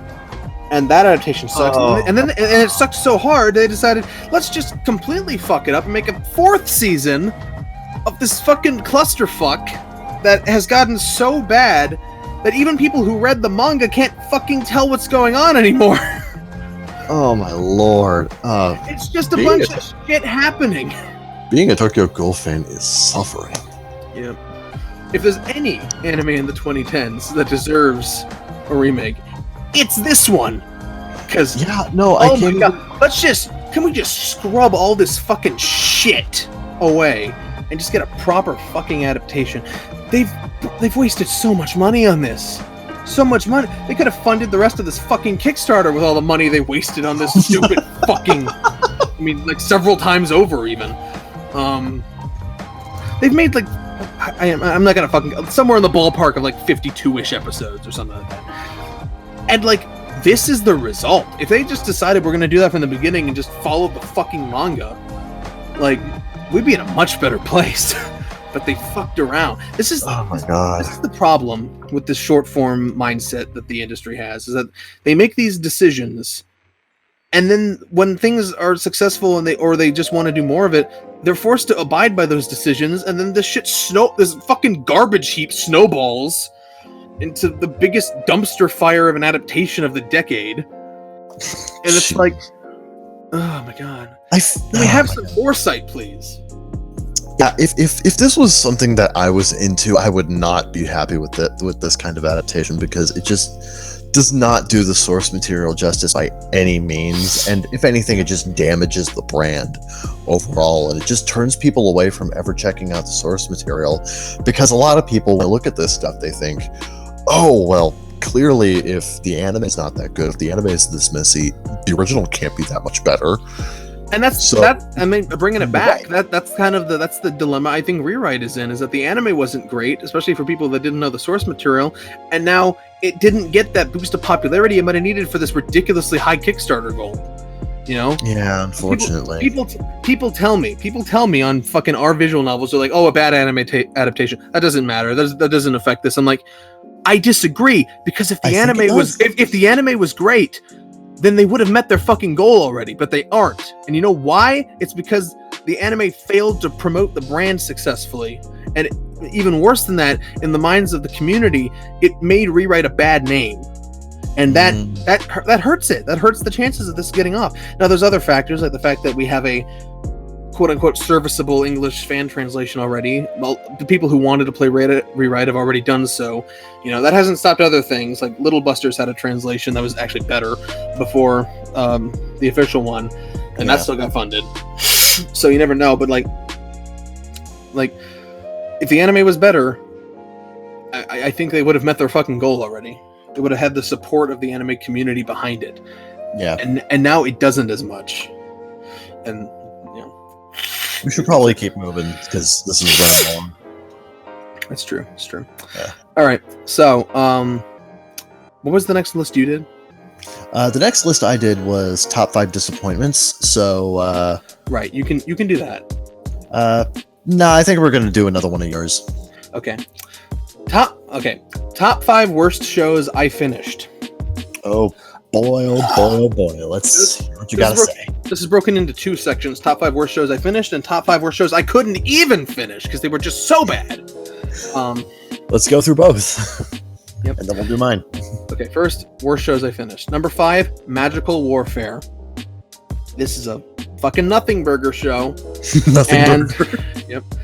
And like it's got some neat designs, I guess. The animation's decent, but like the plot goes nowhere, and it has the biggest fuck you read the light novel ending I've ever seen in anything ever, where there's like the final episode has twist after twist after twist after what the fuck moments, and it resolves nothing. And like nothing, it doesn't feel like an ending, it just feels like another episode, but like a particularly whammy one. And then like it just ends, and not a peep since. And it's like, that was like the most insulted I've ever been about an ending. And that's just your number 5. Yep. So number 5 is worse from here. Number 5 is Magical Warfare, but I did finish it. Number 4 is Zankyo no Terror. Oh yeah. I hate this show. It's so fucking dumb. It has one of the worst. It has, and what pisses me off is that it has amazing animation and character acting and environments detail. The visual direction and the storyboarding for Zankyo no Terror are both phenomenal. But top shelf. But the script is fucking garbage. I can't relate to anyone. Nothing meaningful happens. There's no real themes that are explored. It's just a waste of my fucking time, and I hate it so much. It's a fucking nothing show that just looks pretty.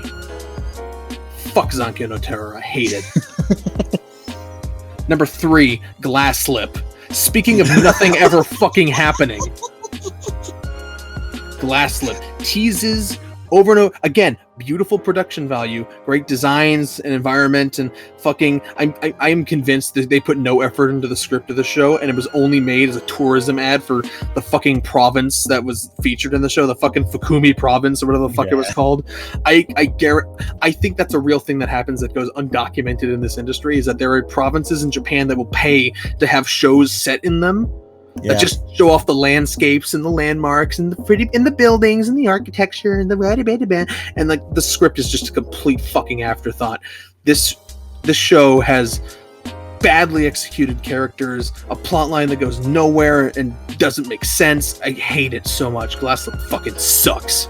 And this is why I mentioned Glass Slip earlier, because this guy couldn't stand it. Glass Slip is, especially because it came after. I think this is before Shirobako. This is right after Nagi no Asukara, which is right. We'll talk about that later. But like, do you understand the difference in quality that from those 2 shows? That is like a fucking. That's not even like jumping out of a plane. That's like you were on Mars and then you jumped and you fell down to Earth in the center of the Earth and you fucking burned into oblivion. That's the drop in quality from that show to Glass Slip. Ouch. And that's my number 3. Number 2.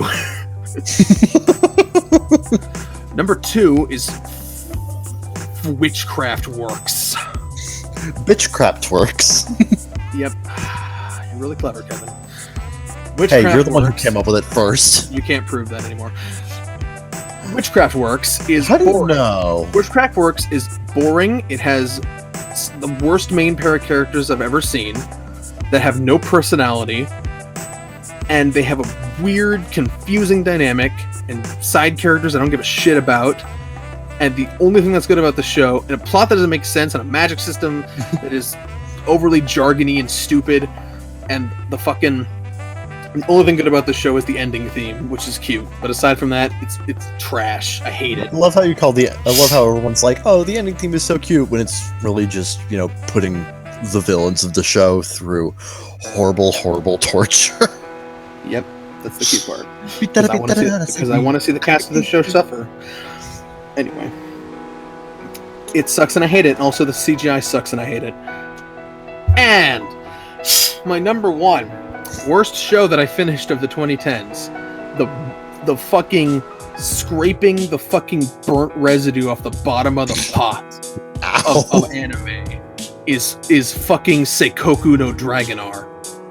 Oh, Dragonar. Oh no. This is the show that people who hate anime think all anime is. This is that show. Oh man. It's a fucking waste of it's stilted, bad animation, bad designs for the most part. This fucking non-stop fucking tentacle porn bullshit. The editing is so fucking bad. I don't even know where the fuck the tentacles come from. One second they're fighting dragons, and then there's just like then they're just getting raped. I'm like, where did the rape come from? I feel like I was raped watching this fucking shit. It came out of nowhere and it fucking traumatized me. That's Seikoku no Dragonar. It sucks. The characters are bland, stock archetypes. The fucking no effort in the music and the animation, nothing. Garbage. It's fucking. I'd rather fucking roll around in garbage for 6 hours and watch this piece of shit again. Dragonar sucks, and I finished it. It is an ordeal. Now, to its credit, it wasn't boring because it was that shit. It was that level of shit. So at least I could finish it. That's something I can say about it. Now let's move on to the worst shows I couldn't even finish. Now, mind you, he was holding back there. Number 5 on the worst shows I couldn't even finish: Triage X or Triage. You know Triage. Okay, smartass. Tell me all about the Triage X lore. It's I can't even remember what the show's about, honestly. I only watched like 2 episodes. It's about like monsters that like erupt from people from a disease, and like there's like sexy combat nurses or some bullshit. It's bad. I hate it. Moving You're on. making it sound way much better than it is. Yeah, it sounds like a great fucking hentai or whatever, but it's actually a really bad anime. Number 4, Taboo Tattoo. I had hopes for this. Now I don't. It's a bland, stock ass. Everything people say about Black Clover is this show. People think Black Clover is bad. No, they mean Taboo Tattoo. They got them confused somehow. Ouch. It's stock. It's bland. It's uninteresting. You can't give a shit about anyone. Underwritten as hell. Stay away. Hate it. Number 3, and I barely even remember this one, Nobunaga the Fool. Wow, I barely know about that one at all. Exactly. I remember so little about the show, I'm not even going to tell you about it. It had Nobunaga in it. I think it had mechs. I think there were like other historical figures. No, stop, you're telling them. Yeah, this is not Nobunagan, by the way. That's like a solid 4. It's shit, but like it's watchable. Nobunaga the Fool is just boring, bland nonsense. Number 2, ZX Ignition. This was like a promotion for like a card game. Not even a card game, like a card game video game. I think it was actually made by NIS. Hopefully the game was better because the anime is fucking. It is the most incomprehensible show I've ever seen, and it's not even my number 1 because it's just like characters you don't know, and terms you don't know, and stuff happening, and you're not given a reason to care. It's like it's just a bunch of images and noise, and it's like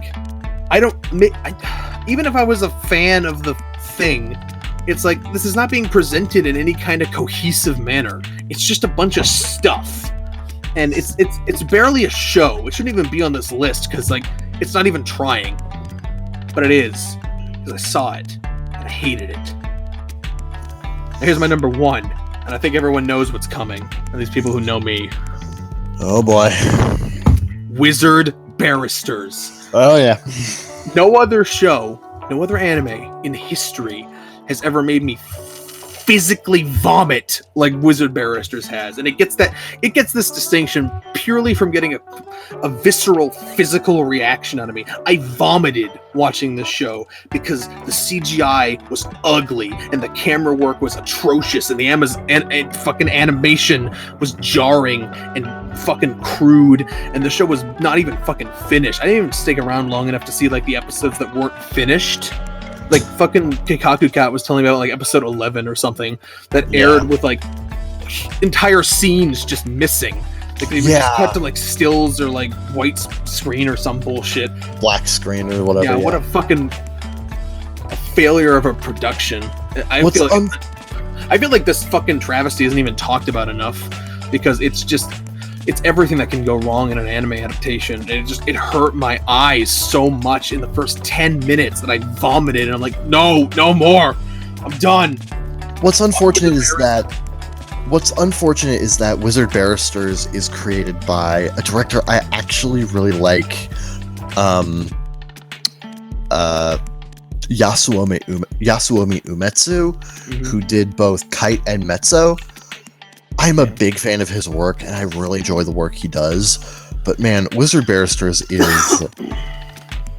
a disgrace for the work that he normally does, and it's his last original work to date, which really says a lot about how much it failed. Yeah. Considering he did frickin' Galilei Dona the previous year. Yeah. Wizard Barristers didn't just kill my fucking stomach, it killed this man's career. It kind of did, and that sucks, because Yasuomi Umetsu, I'm getting the feeling he was probably dealt a bad hand in terms of production. Yeah.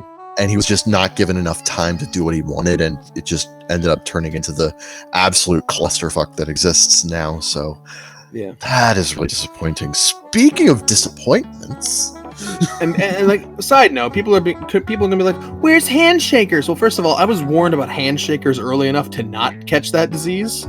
I guarantee you the CGI in this is worse than handshakers.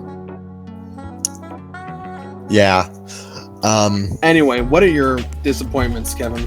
So, top 5 disappointments, this was an easy list to do. Okay. Because there are exactly... Because you have this list too, right? No, I have overrated. I don't have disappointments. Alright, so this one was pretty easy, and I have... I'm gonna get the one you don't like out of the way first. Full Metal Panic Invisible Victory. This is the one that I'm the least disappointed about, because story-wise, it's fine. Story-wise and writing-wise, it's fine. It's a fine adaptation of the source material. The problem is, the production broke down at episode 10, and it shows. This is the ugliest season of Full Metal Panic. Which is disappointing because the first 3 seasons, even the first one that was done in like 2001, done by Gonzo, looks really good and it holds up pretty well. But, you know, Invisible Victory just tanked in terms of quality at one point, and they had to postpone the last 2 episodes so that they could animate them properly. And even then, it didn't look very great when it finally aired, so that says Invisible Victory, more like highly visible defeat.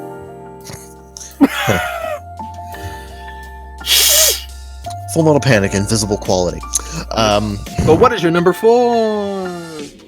My number 4 is another one that I'm like generally fine with, but it's just the end that irks me. Now, I'm a big fan of Danganronpa. You know where this is going. I almost feel like you can't put this here. The show was good. No. I'm singling out Danganronpa 3, The End of Hope's Peak Academy, Side Hope. Okay. Specifically Side Hope. All right. Now, we did an entire episode on both Danganronpa 3 and V3, and you can go check that out for my expanded thoughts on this. We didn't... Oh, yeah, that was the same episode. I forgot about that. It was. We just kind of crammed it all together. Yeah.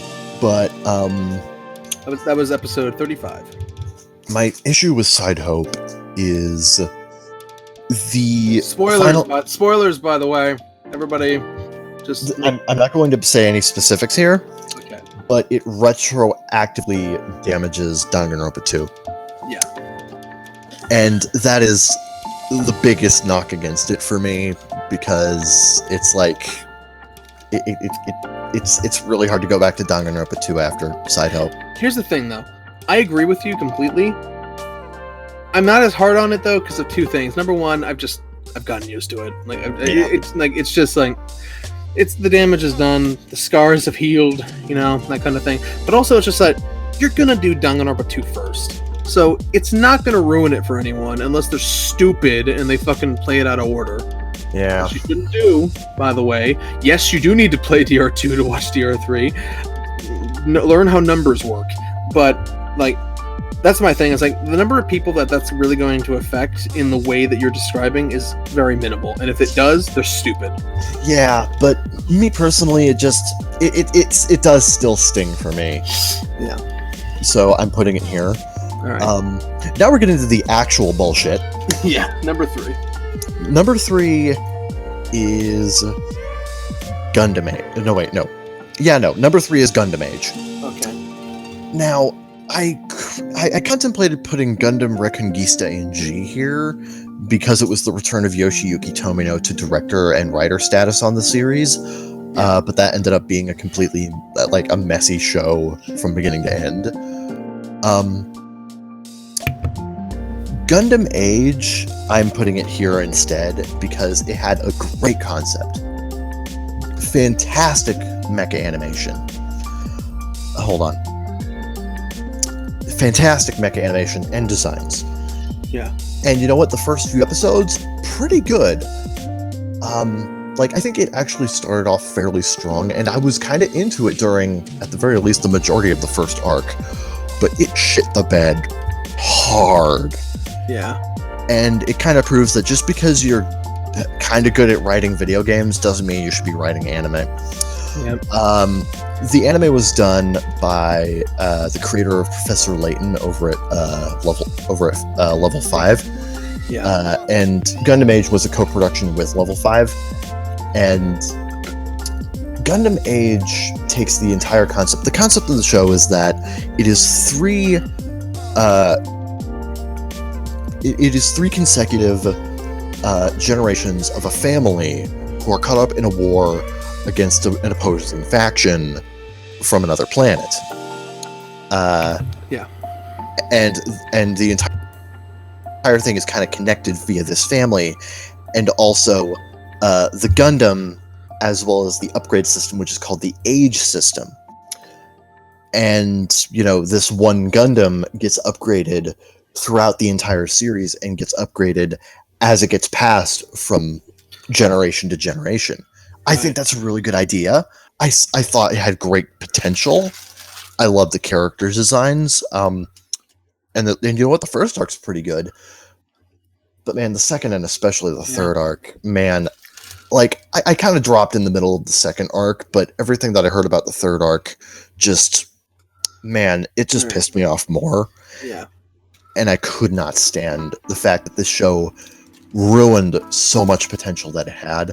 And it ruins, and arcs 2 and 3 also retroactively ruin the protagonist of the first arc, so, Yeah.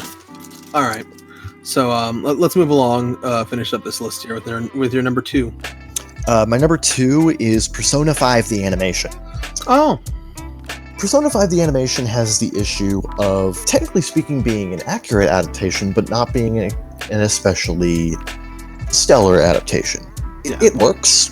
It's fine enough, but it doesn't really showcase the strengths of the original source material, and if anything, when you're watching P5A, you can see exactly where the game did all of this better. Yeah. Because it feels like the anime is just kind of brushing it aside and just kind of going through the motions, and some of the action scenes literally just feel like you're watching the turn-based combat from the game. Yeah. Which is so disappointing. Especially considering that the director of this show, and you're going to get into this show later, I know you are, did Shinsekai Yori.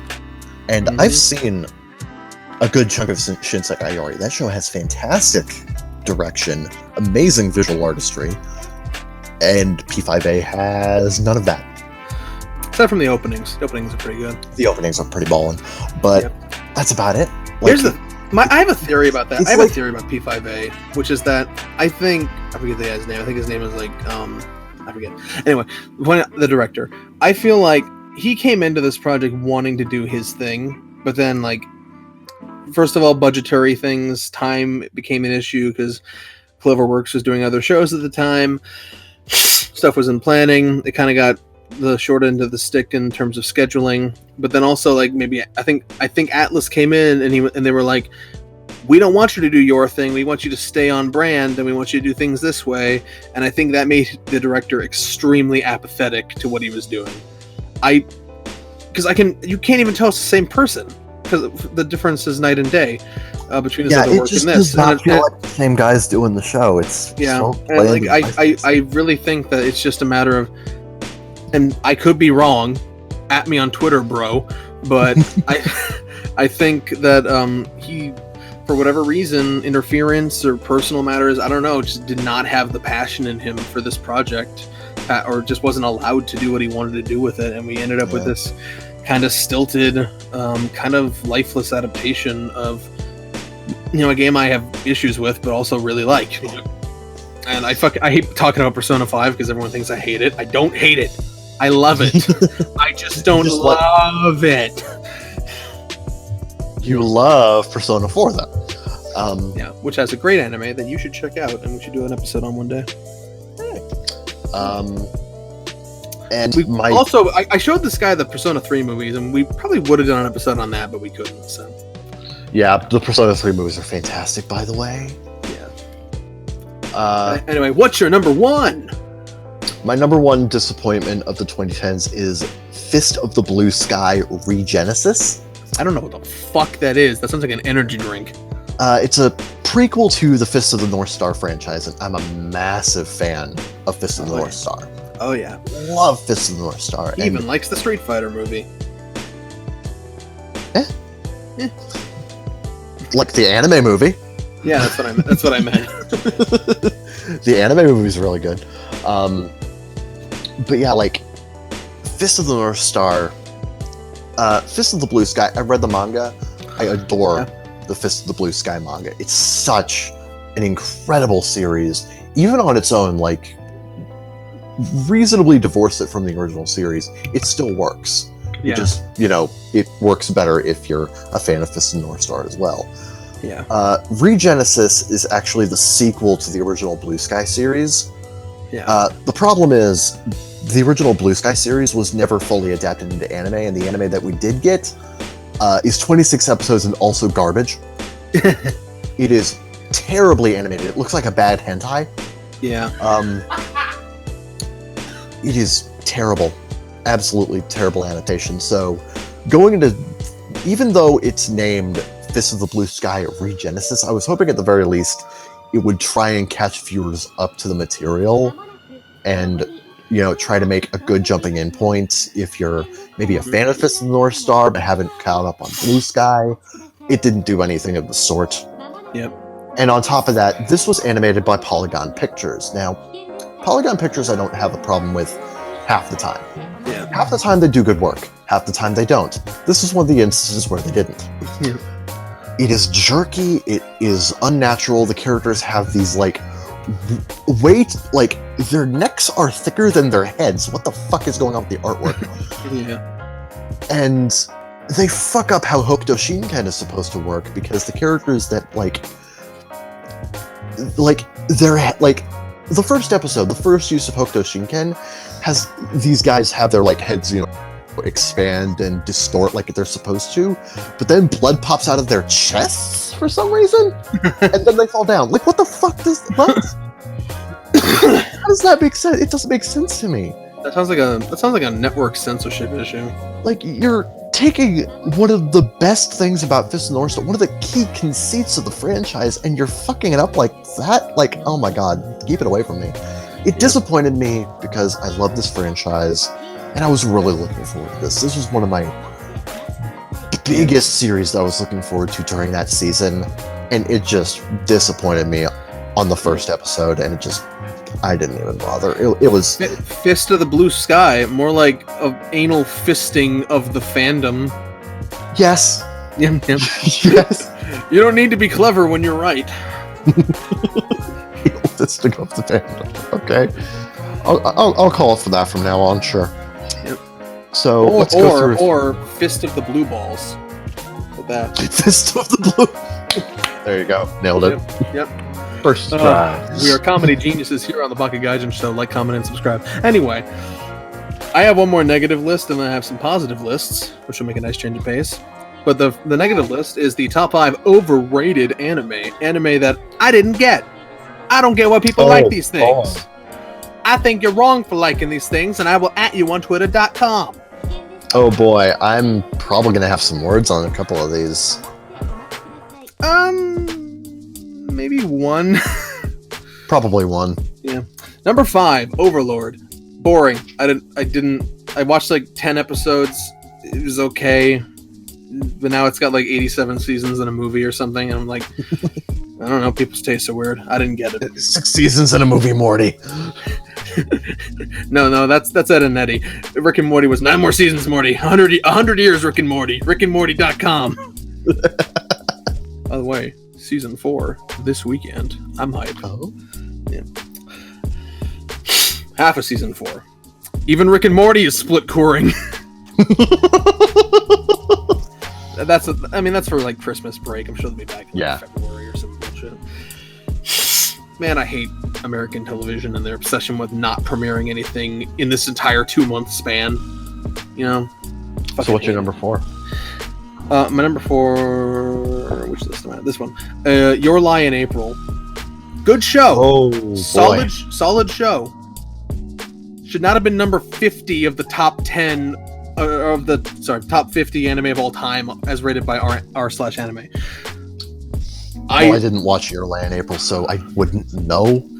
I think it's fine. I have some issues with it, but the thing is that I just don't think it's as good as people say. You know, I think it's as the list implies, overrated. I think that's reasonable. And I'm not going to get into that because we're scrunching for time, and also you haven't seen it, so we can't really talk about it. But also, anyway, number 3. Space Dandy. He's a dandy guy in space. Only on Toonami, on Adult Swim, on Cartoon Network. Anyway. World premiere. World premiere. The fucking VGA voice. World premiere. I like Space Dandy, and maybe I'm not, and I don't think I'm as harsh on it as you are, but I will agree, it's not Watanabe's best work. Yeah, it's not really up to Watanabe's standard. I didn't mind the first half with some of the episodic episodes. I thought were clever and funny, and you know, there are good episodes in Space Dandy. I just think as a whole, there's just not as many great episodes as people think. Especially the second half, where the animation gets super loose and super fucking whatever, and this plot and the stories of the individual episodes just get weird, and it's like I was not as much into it. I was okay with it in the first half, and then in the second half, I was just like, here we go again. You know, I still think it's fine. It's worth watching, but like, it's overrated. As you say. Yep. Real quick, before we continue, I want to quickly plug something for Jen over here. Okay. So for my anime that deserve another season, I'm going to also add on, for her benefit, Restaurant to Another World. Oh, okay. She really likes that series. It's one of her big, like, chill shows. Like, she just watches it to chill down at the end of a day. And I get that. She wants more, and I don't blame her. Yeah. All right. Hold on. Jen wants to say something about that? Okay. I will just hold the mic near her, and she'll speak. Okay. It's one of the chillest animes I've ever come across.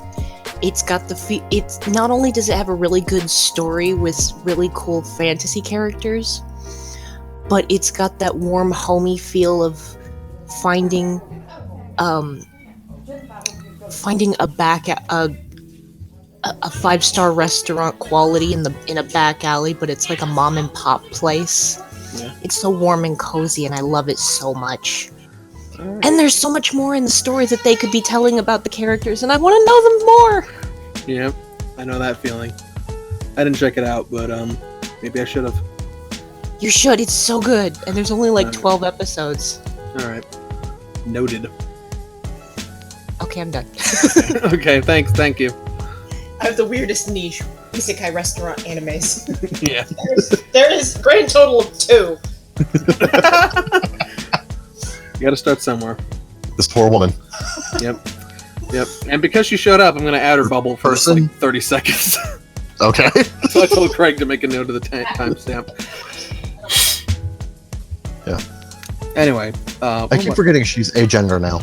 I just gotta keep that in. They, damn it to fucking hell. Okay. Pronouns are a bitch.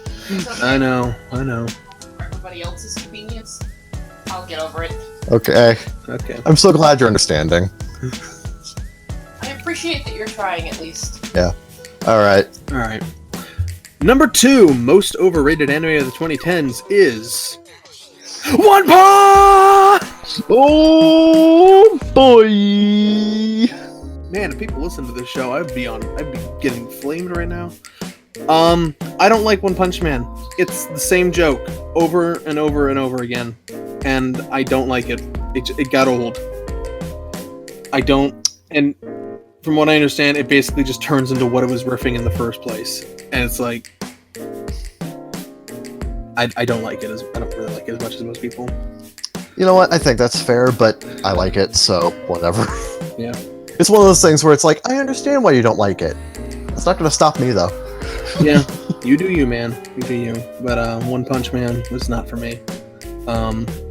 Also, side note, not on my list because I never really formally checked it out, but Mob Psycho's not really my thing either. I don't know. But anyway. I actually need to check out Mob Psycho. Yeah. And my number 1 most overrated anime of the 2010s is Sound Euphonium. I don't like it. I don't look, man. I don't like the characters. I don't like the main girl. She's weirdly unlikable. Like, I don't know. The show, very pretty, very Kyoto Annie, whatever. I don't like it. Like, it doesn't have the spike. It doesn't have the spice for me. It doesn't got that KyoAni spice. It looks like it. It feels like it, but it feels like an imposter. It feels like it killed some other better show and it's wearing its skin. Watch Amagi Brilliant Park. No. I mean, go ahead if you want, but that's like a 5 for me.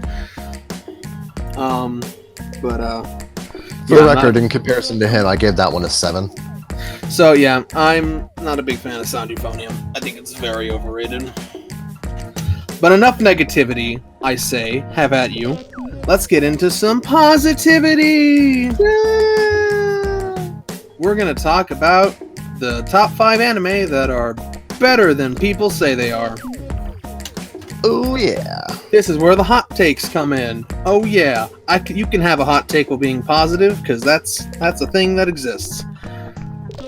Anyway, here's my top 5 anime that are better than people think they are. Number 5, Future Diary. I love Future Diary because I understand what it's a dumb popcorn thriller, and it's super exciting and super edgy, and I love it, and you're all just butthurt, and I don't like you. A lot of people are like, "Oh, Future Diary is so stupid, and it's not as intellectual as it thinks it is," and it's I don't recall Future Diary ever claiming to be anything it isn't. That's the thing. Yeah. I think people are projecting. I think it's a people, wild fucking ride, and I love Future Diary. Yeah, I think people went into Future Diary expecting a completely different show than what they got, and that's their problem. Which did you watch it, by the way? No, but I know quite a bit about it. All right. It's one of those things where it's like I have understood it through pop cultural osmosis. Yeah. Yeah. Anyway, better than people say it is.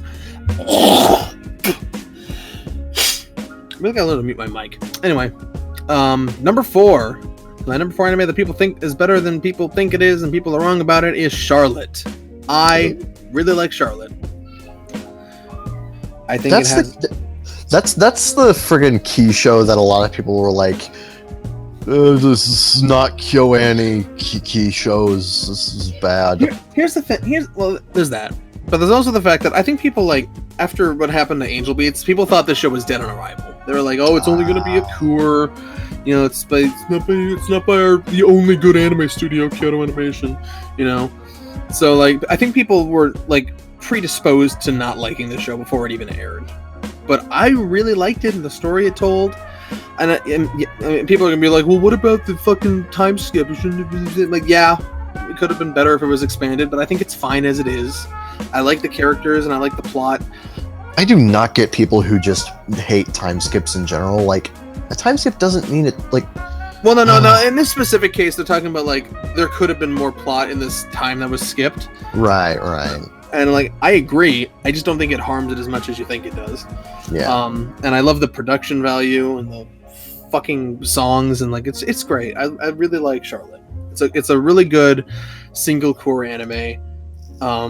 You know, and I like really good single cores, because like they're nice and tightly paced and usually have higher production value. Usually, you know, it's nice to have a complete story and all that. Yeah, like single cores are nice because it's just a good compact narrative, oftentimes. So like recently, Kanata no Astra finished. That's an amazing single core. I love that. Ooh. Complete story, very good. Love it. My number 3 in the top of anime that are better than people think they are, Danganronpa 3. I can agree there. Yep, it is way better than people seem to think it is. I adore Danganronpa 3, except that last episode. Like, look, it's on my disappointments list. That doesn't mean I didn't like it. I love Danganronpa 3. Yeah, like that is. I've seen it more than once, and I plan on seeing it more, like many more times in the future. Yeah, like it's. Great. I love the feel that Danganronpa 3 has. It's got this really good, dramatic, tense sense to it. Like especially the future arc. Yeah, and the despair arc. I love the characterization. I love the development of Chiaki as a character. Okay, spoiler there, but like, and Hajime, learning more about Hajime, before the events of DR2, as well as just the general cast of DR2, as well as learning what happened to lead up to the first Killing Game, and oh my god, it's so good, but people dog on it way too much. Yeah, there's a lot of good. I mean, you can go watch our episode on it if you want our thoughts in full detail. But there's a lot of good stuff in Danganronpa 3, and it gets an unfair rap. My number 2 for anime that are better than people say they are is, and I'm gonna get fucking flamed for this if people actually listen to us. Number 2, Darling in the Franxx. Ooh. Do tell, sir. Yes. The bottom 9 are not as good as the top 15. They're still pretty good. It's like the people who say that, spoilers for Death Note, by the way. Yeah, like anyone knows. Like anyone doesn't know this. Like it's. I actually got yelled at for spoiling Death Note in Jules server, so you never know. Well, wow. Go figure. Is it because of what I'm about to say? No, actually. Okay. It's like the same people who are like, oh, Death Note turns into garbage after L dies. It's like, no, it's still good. It's just Nier isn't as interesting as L. Like, come on. Yeah, and Nier's still great. Go check out Kato's videos on Nier. I love Nier. Nier's pretty great. I like the last arc of Death Note. I love Nier. Voiced by Kathy Westluck. Great voice by Kathy Westluck.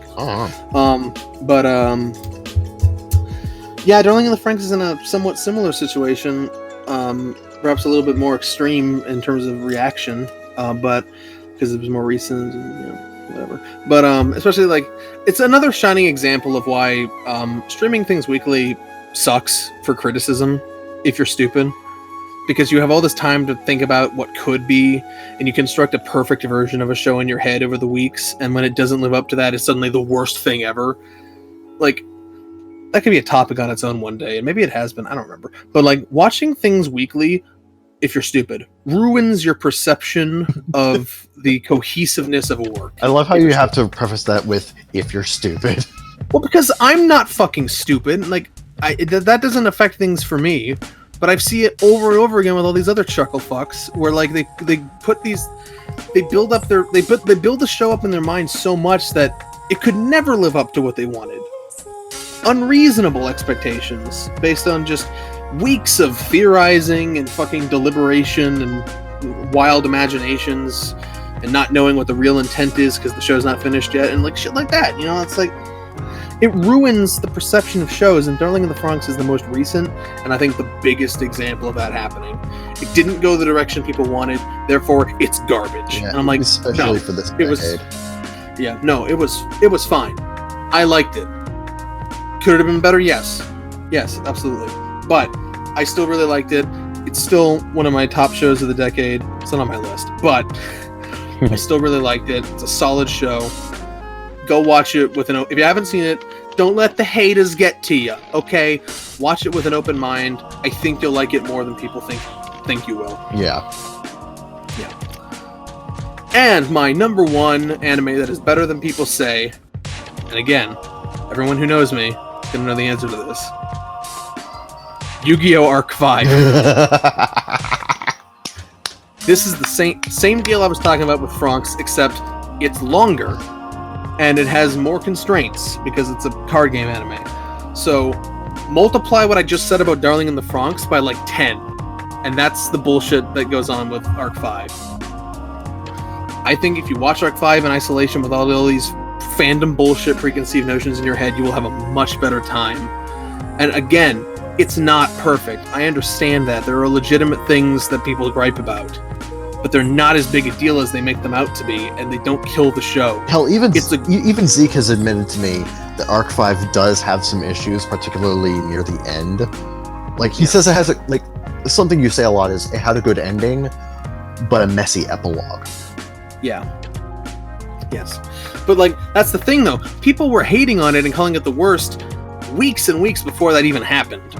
You know, and that's just... God damn it, fucking TV. And, like... Man, people... And once that reputation sticks, it doesn't go away. Like, it's like... You know...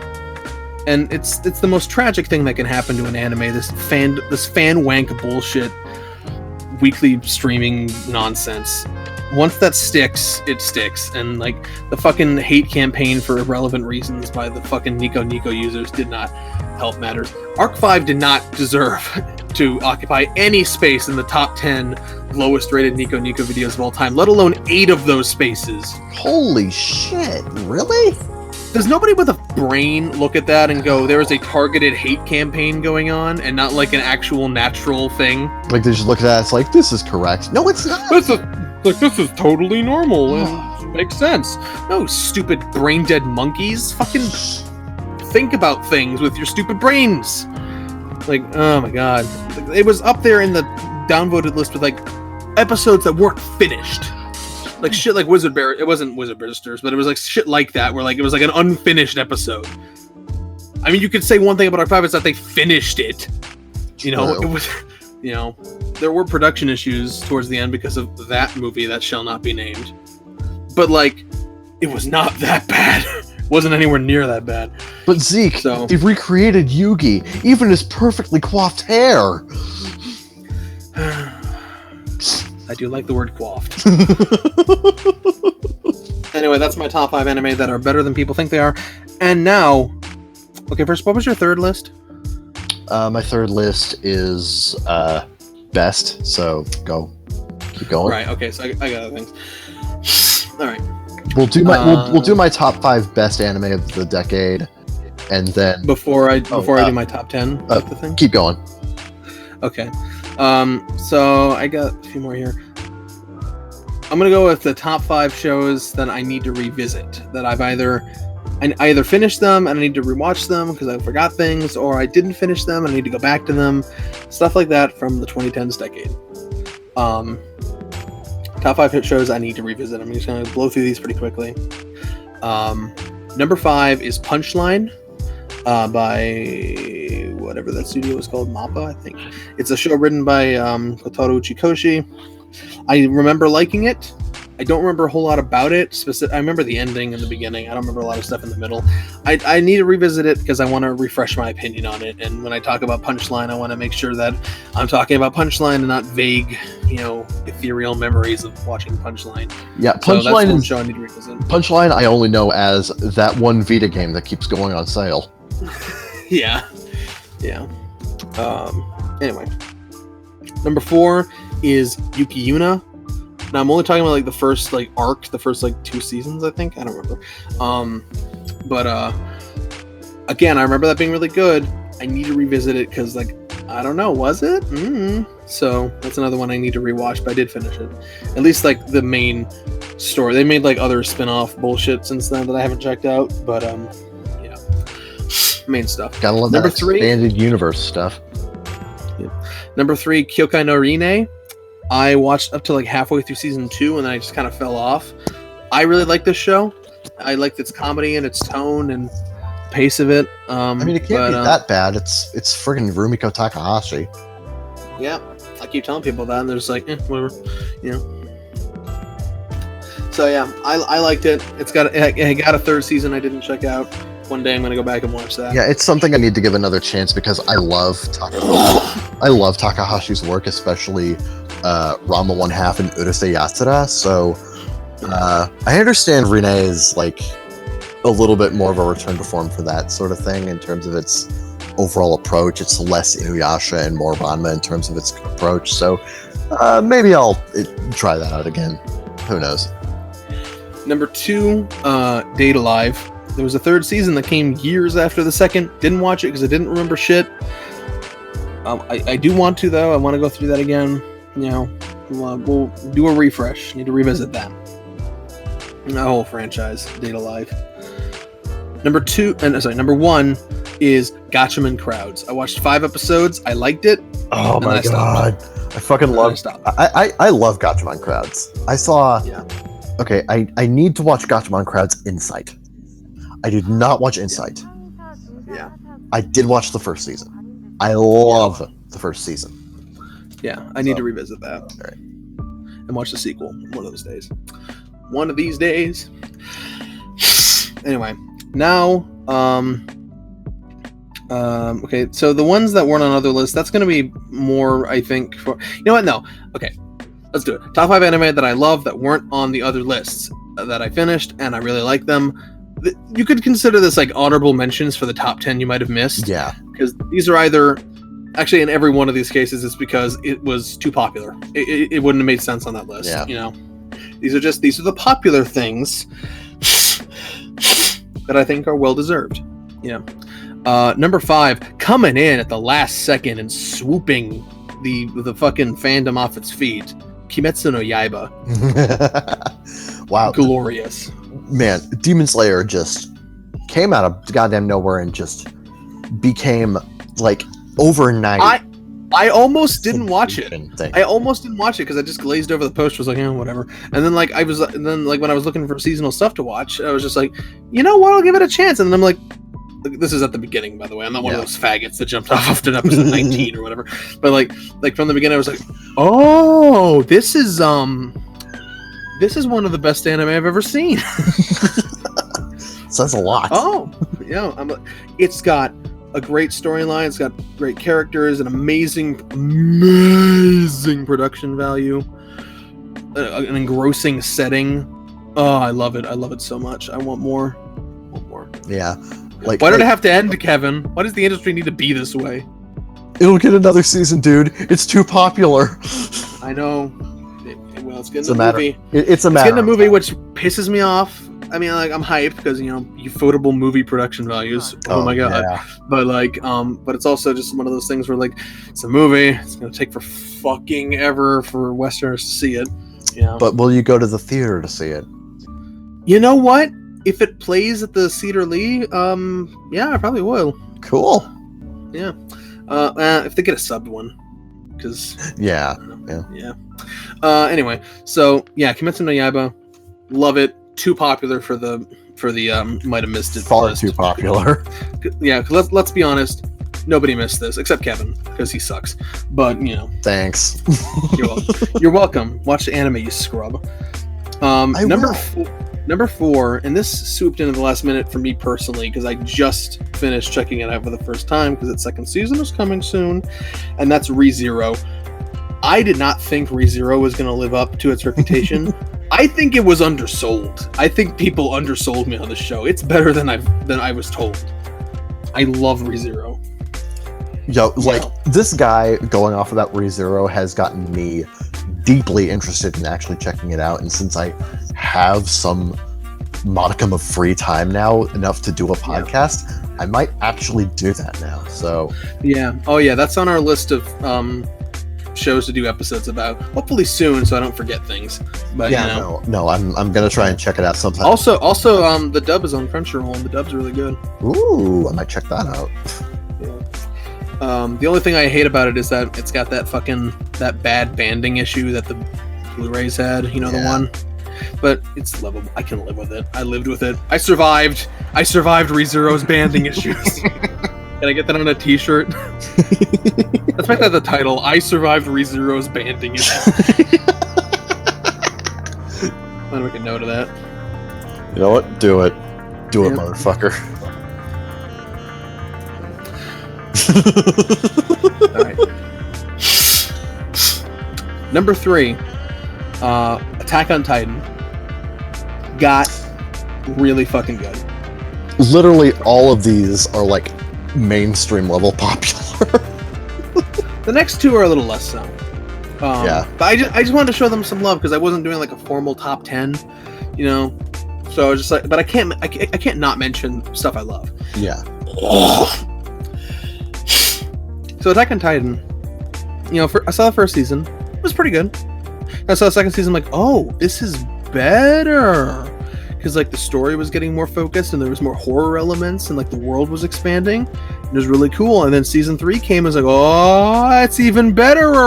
Because they took an arc that people were mixed on in the manga and they rearranged it with the author's help, but it was better. And like they fixed all the pacing in the shit. And it was like a well-paced thrill ride with like the fucking political factions and fucking the world gets very detailed and like the continuity becomes super important, and it's like, especially in the second half where like everything starts connecting, and this is a really well written series.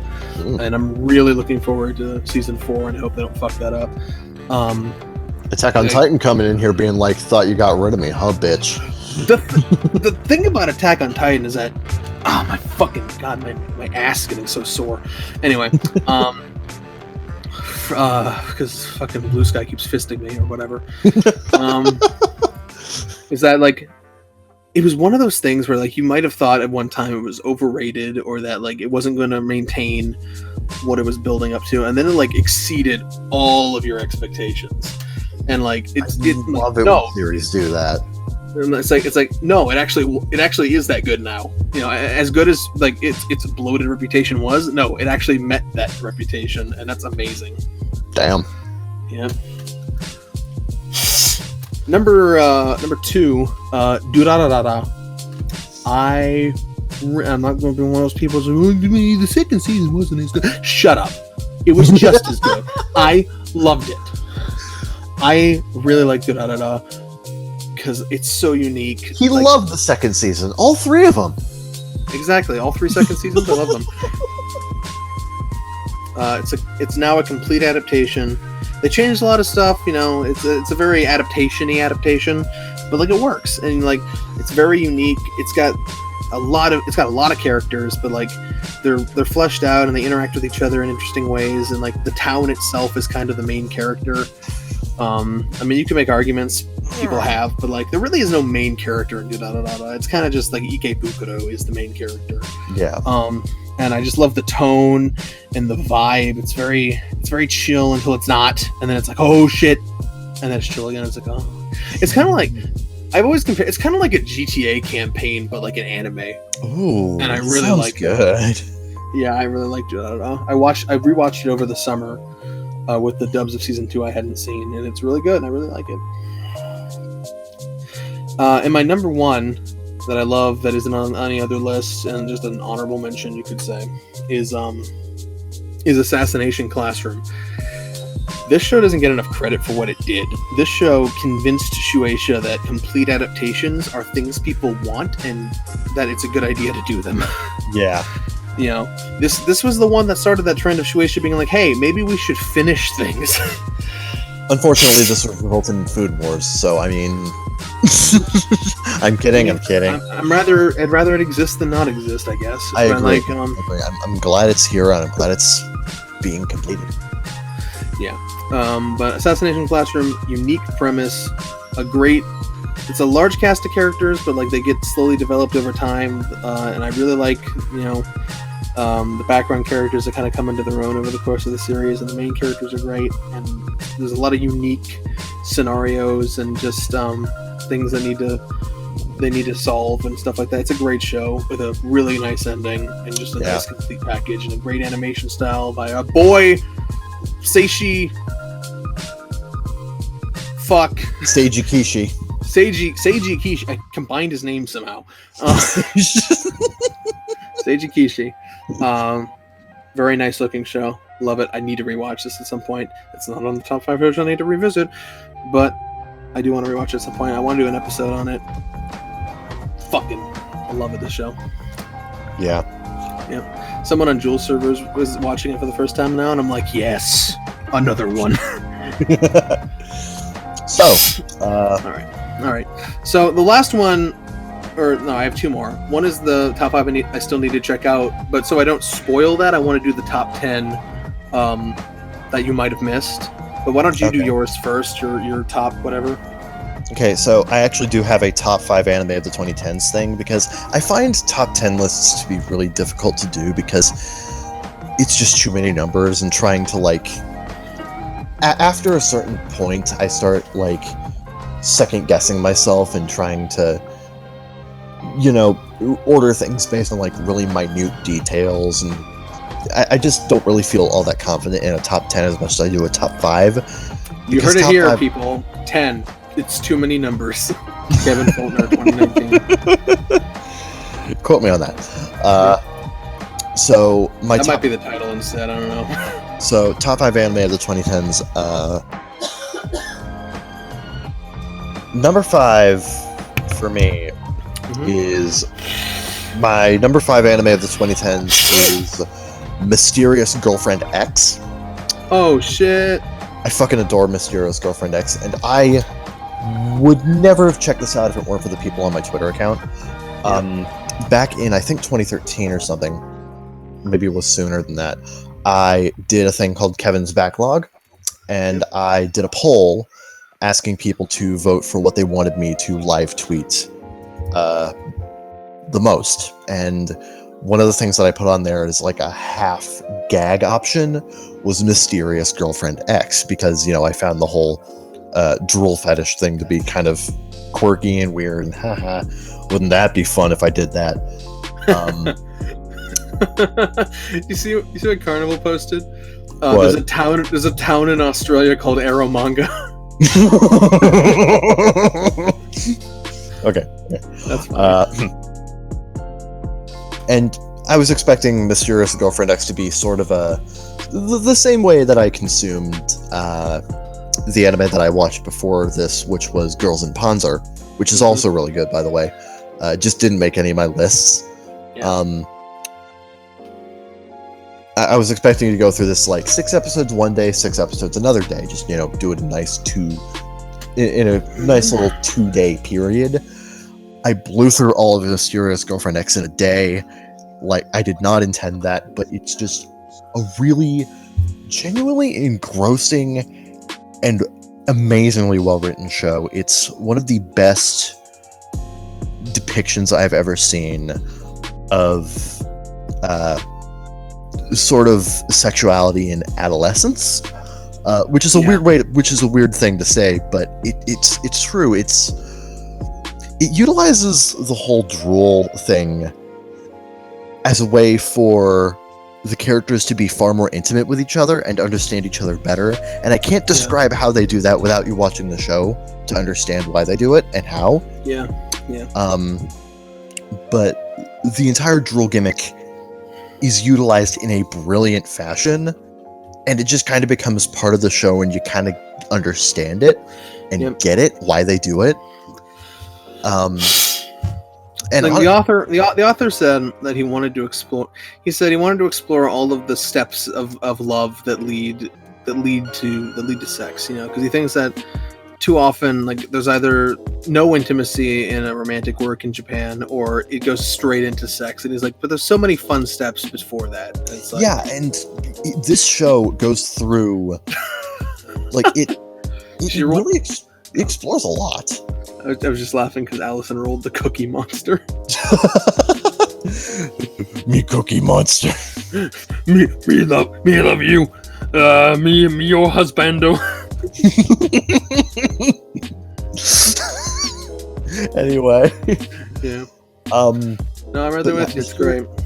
It also goes as like one of those shows that is like better than people say it is. Yeah. Because I don't know. I feel like anyone who's watched it is like, yeah.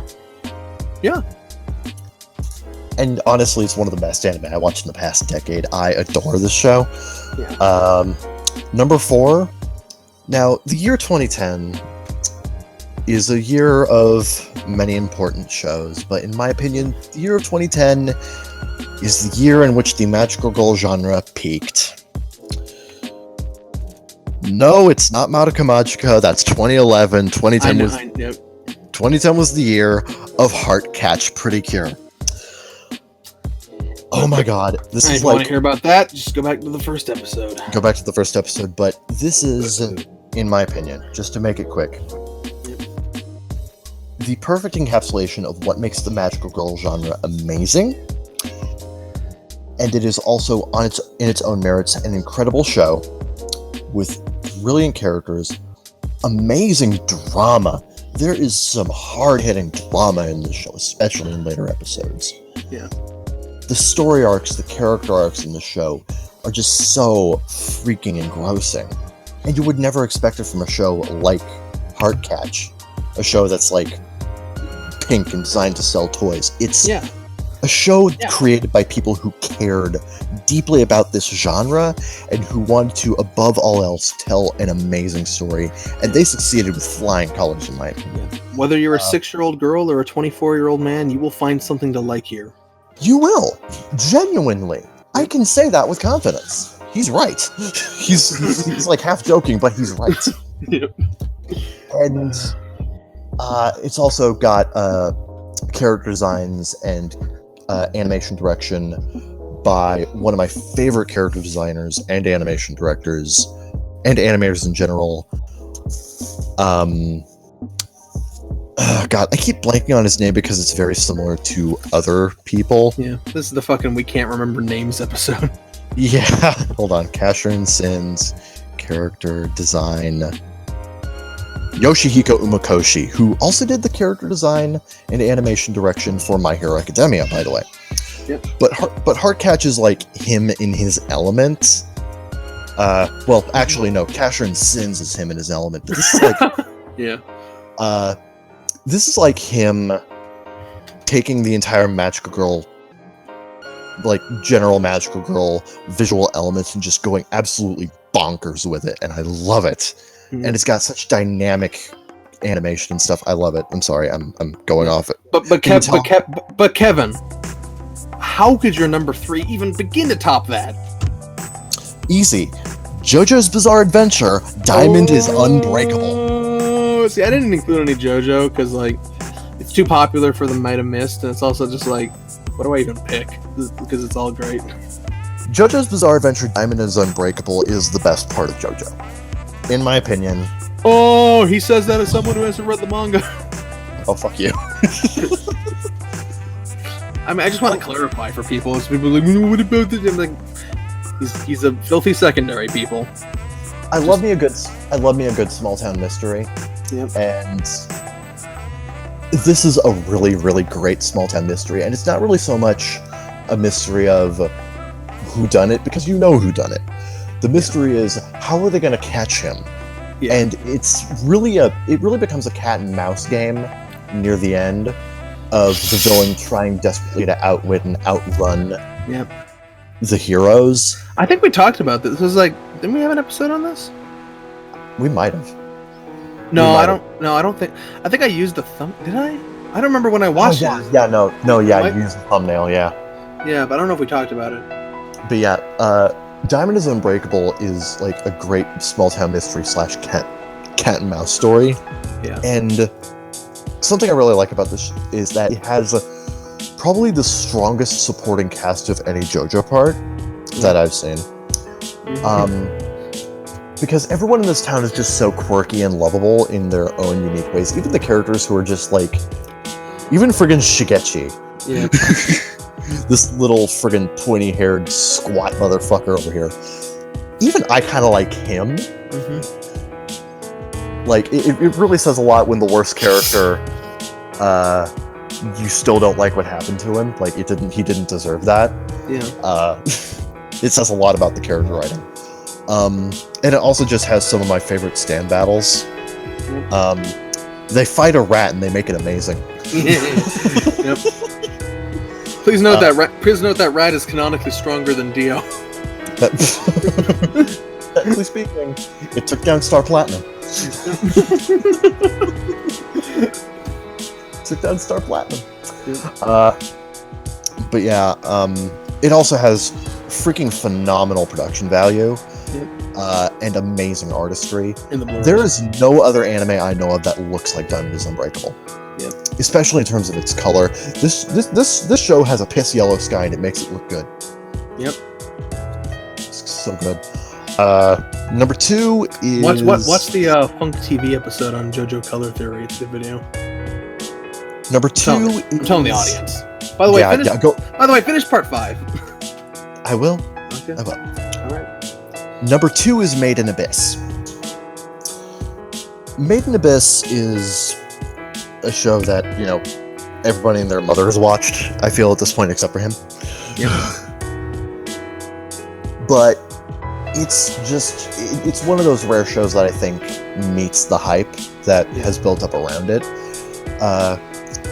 There is not an anime I've seen in this decade that has the sense of adventure and mystery that Made in Abyss has. Right. Like, you don't know what's coming around the next corner, and neither do the characters. So whenever the characters discover something, whenever they see something new, whenever something like good or bad happens to them, you're right there with them and you feel it, and you really feel it. It also has you know what, Kevin? I think you're gonna like ReZero. You know what? I very well might. I mean, if I'm saying this about Made in Abyss. And Made in Abyss has some of the biggest gut punches I've seen in anime this decade. I think you're gonna like ReZero. That's just my response to this. This show holds no punches when it comes to drama. It is not entirely pleasant. Yep. But it is deeply engrossing. Yep. You feel deeply for these characters and all of the terrible things that they are going through. Yep. And by the end, you hope that they come out of it stronger. Man, that's a great speech about ReZero you just went on. And you can say the same thing about Made in Abyss. That says a lot. It's amazing. I'm just fucking with you. What's your number 1? But real quick, before I go to my number 1, right. The music by Kevin Penkin is beautiful. Oh my goodness. And he's not just saying that because he's another Kevin. No, I'm not. I didn't even know that the guy was a Kevin until after I watched the show. Yeah, that just adds to it, really. He's a credit to his race. Really? We're taking that direction with it. Hey man, don't be Kevinist, okay? But yeah, Kevin Penkin's music is friggin' phenomenal. Like, if you're not sold on the music by the end of the first episode, there's something deeply wrong with you. Haters do not interact. My number 1, and this is the anime that, like, there are 2 anime here that are on my top 5 anime of all time list. One of them is Heart Patch Cure. The other is Hunter x Hunter. Oh, number 1, my favorite anime of the last decade is Hunter x Hunter. Oh yeah, I understand why. If you wanna know why, check out episode 16. There is an entire episode that we did on Hunter x Hunter, and everything that is amazing about it. Yep. It's got Neon Taster in it, so you know it's good. So I'm not really going to say a lot about it because I've said so much about it already. Yeah. Hunter x Hunter is such a phenomenal show. If you have not checked it out already, you're doing yourself a massive disservice. And also, it says a lot about this adaptation in that it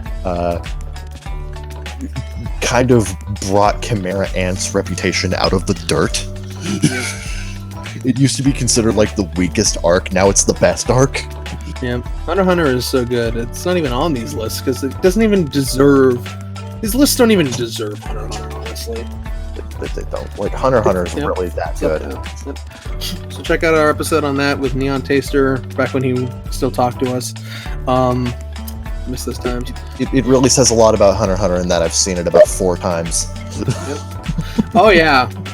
I've only seen the 2011 version like 3 times, but I saw the 99 version like 12 times, so can't get enough of that. It is one of the best anime I've ever seen, and it deserves its place at number 1 here. So, Zeke. we should have an episode about the 99 version at some point, just to compare and contrast for you. That would be really cool. I would be down for that. One of these days. That's a bit of an ordeal, but right. So I have 2 more lists, but I'm going to do one of them first because I don't want to spoil the last one. And here's my top 10 anime of the 2010s that you might have missed. Now, this is not this is not the best. This is not my favorite. This isn't the top. It's anime you might have missed that are really good that I don't think enough people have seen. And I want to spread some love. That's what we do on the Baka Gaijin show. We spread the love. We're the fucking Miracle Whip of anime podcasts. Because we spread the love. I don't even like mayonnaise, and I'm making that argument. Anyway. What's funny about mayonnaise? Really quick, is that I only like mayonnaise when I don't know there's mayonnaise on something. If you tell me there's mayonnaise on something, I don't like it anymore. But if I don't know it, it's fine. It's weird. Noted. Wow. Noted. Anyway, yeah. Go ahead and prank me with that later. Top 10 animes of the 2010s that you might have missed. Number 10, Plastic Memories. The show by Doga Kobo, or whatever the fuck they're called. About the androids. Yeah, Doga It's a Kobo. romance with androids, and the androids replace people in people's lives, and they get outdated, and they have to be replaced, or reinstated, or taken away. It's very sad, but it builds an interesting world. There's a great chemistry between the main characters and some of the side characters. It's a good show, and I think it's been forgotten about. I really like Plastic Memories. If you're into... Yeah. I'm going to say this at least twice more, but if you're into like Jun Maeda's type stuff, check out this show. Not written by him, but I've not seen that show, so you know what? It deserves to be on this list because I ain't fucking seen it. Yeah, you might have missed it, and he did.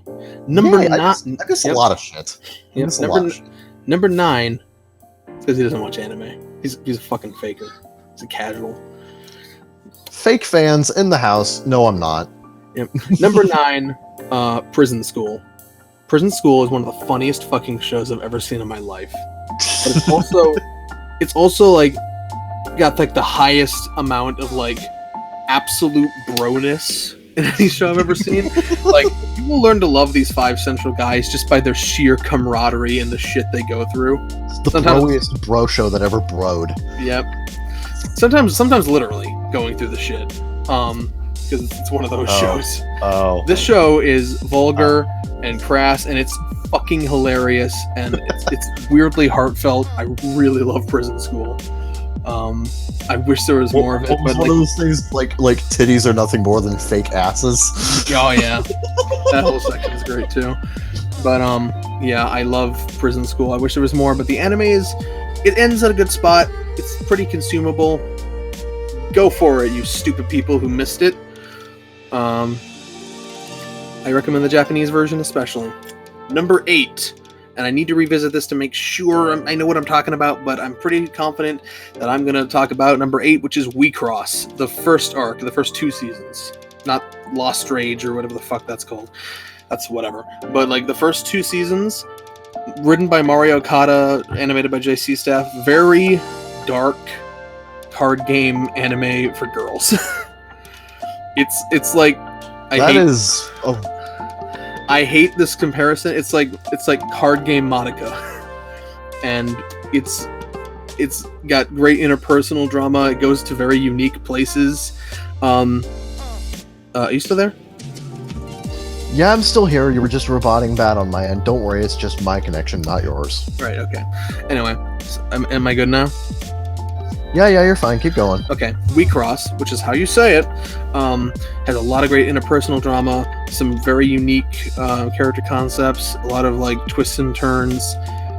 Like they barely even focus on the card game, and that's kind of the drama of it, because you don't know exactly how good are they doing, like what's going on. Like it's just, like they kind of breeze past it. It's not like Yu-Gi-Oh where they explain everything they're doing. Like it's just kind of a thematic element, which I think was kind of a smart way to go about it. I don't know who this is marketed to, by the way, because like it's like a card game for little girls, but like they gave it the most fucked up anime to sell it. I don't understand what this is for, but I love that it exists. Hey, we have like 4 seasons. I guess it worked. Yep. And this is by the way, this is there are 3 shows on here written by Mario Kata, and this is one of them. So Gee, Zeke, do you like Mario Kata? Sometimes she's kind of hit and miss, honestly, but when she hits, she hits hard. And when she misses, she makes iron-blooded orphans. Hey, people like that. I'm joking. It's fine. When she misses, she makes M3 the dark metal. Oh boy, Neon Taster will never come on this show ever again. Neon Taster, do not interact. Oh gosh. Anyway, so I need to rewatch it. I need to revisit it just to make sure. But like, I'm pretty confident in my gut feeling that We Cross was pretty damn good. The first series, the first 2 seasons, Infected and Infected then Spread. Yeah, those 2. Everything beyond that is its own thing, and I didn't like it quite as much. I'll check it out one day, but anyway, number 7, and this is where Kikaku Cat's gonna cheer. Tiger and Bunny. Tiger and Bunny is a really solid 2-core complete story about a superhero society taken over by intense branding and sponsorships. I can hear them like Kikaku Cat. I can just hear them just weaseling their way into our Discord server now, jumping into this chat and being like, "Oh boy, you talk about Tiger and Bunny?" Yeah, Tiger and Bunny's right. I think the only thing I don't like about it is that it's got some conspicuous CGI, but like aside from that, it's pretty damn good. It's about sponsorships and superheroes and heroism, and it's got a compelling mystery story and a great dynamic between its leads. It's a great show. I love Tiger and Bunny. And not enough people have seen it. And it's complete. Again, all of these, with like one exception, that's only kind of like half an exception, are complete stories. I didn't want to chump change. I didn't throw any I didn't throw any read the manga endings in here, except from Prison School, I guess. Okay, Prison School was kind of a last minute switch out because I put like Michiko and Hachin there. The Michiko and Hachin's from 2008 somehow, so that didn't count. So I threw it out for Prison School. Michiko and Hachin does not feel as old as it is, but it is. Also, watch Michiko and Hachin. Not on this list, but do it. You fucking pussy. Do whatever I say.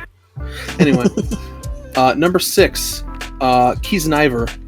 Really like Keys and Ivor. It's another really solid 1-core show written by Mario Kata. It's about a group of teenagers with really distinct personalities and designs, and they're thrown into a situation where they have to compete in these challenges, and they have a marking that lets them feel each other's pain, both physical and emotional. And it's a really well-developed story, and I really like it. It's got a weird sense of pacing and humor, and I really like it. It's unique. It's that one trigger show everyone forgot. Except for the other one. And the other one. Yeah. Yep. No, just the one. But unlike just the two. Unlike those, this one deserves to be remembered. Also, you can watch Eno Battle, I guess it's fine.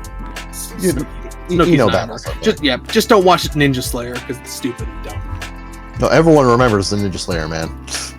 For all the wrong reasons.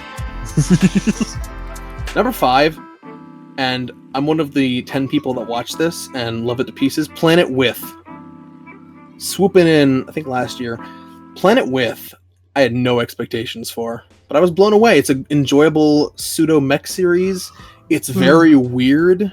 but it's got good characters. It's got a really strong central theme about rehabilitation and forgiveness and societal advancement and the outdated concept of punitive justice and shit like that. Which is a weirdly, you know, timely subject to tackle considering modern internet culture. Yeah, I just love that it's a show. It's a very human show about forgiveness and not letting tragedy define you. And I love Planet With. Like, like all the robot action is cool and all that, and the weirdness is all quirky and random and fun. But like the central core of the show and the way it develops its lead character is so good. I really love the message. This is one of those shows that's especially poignant for its message, and I really love it.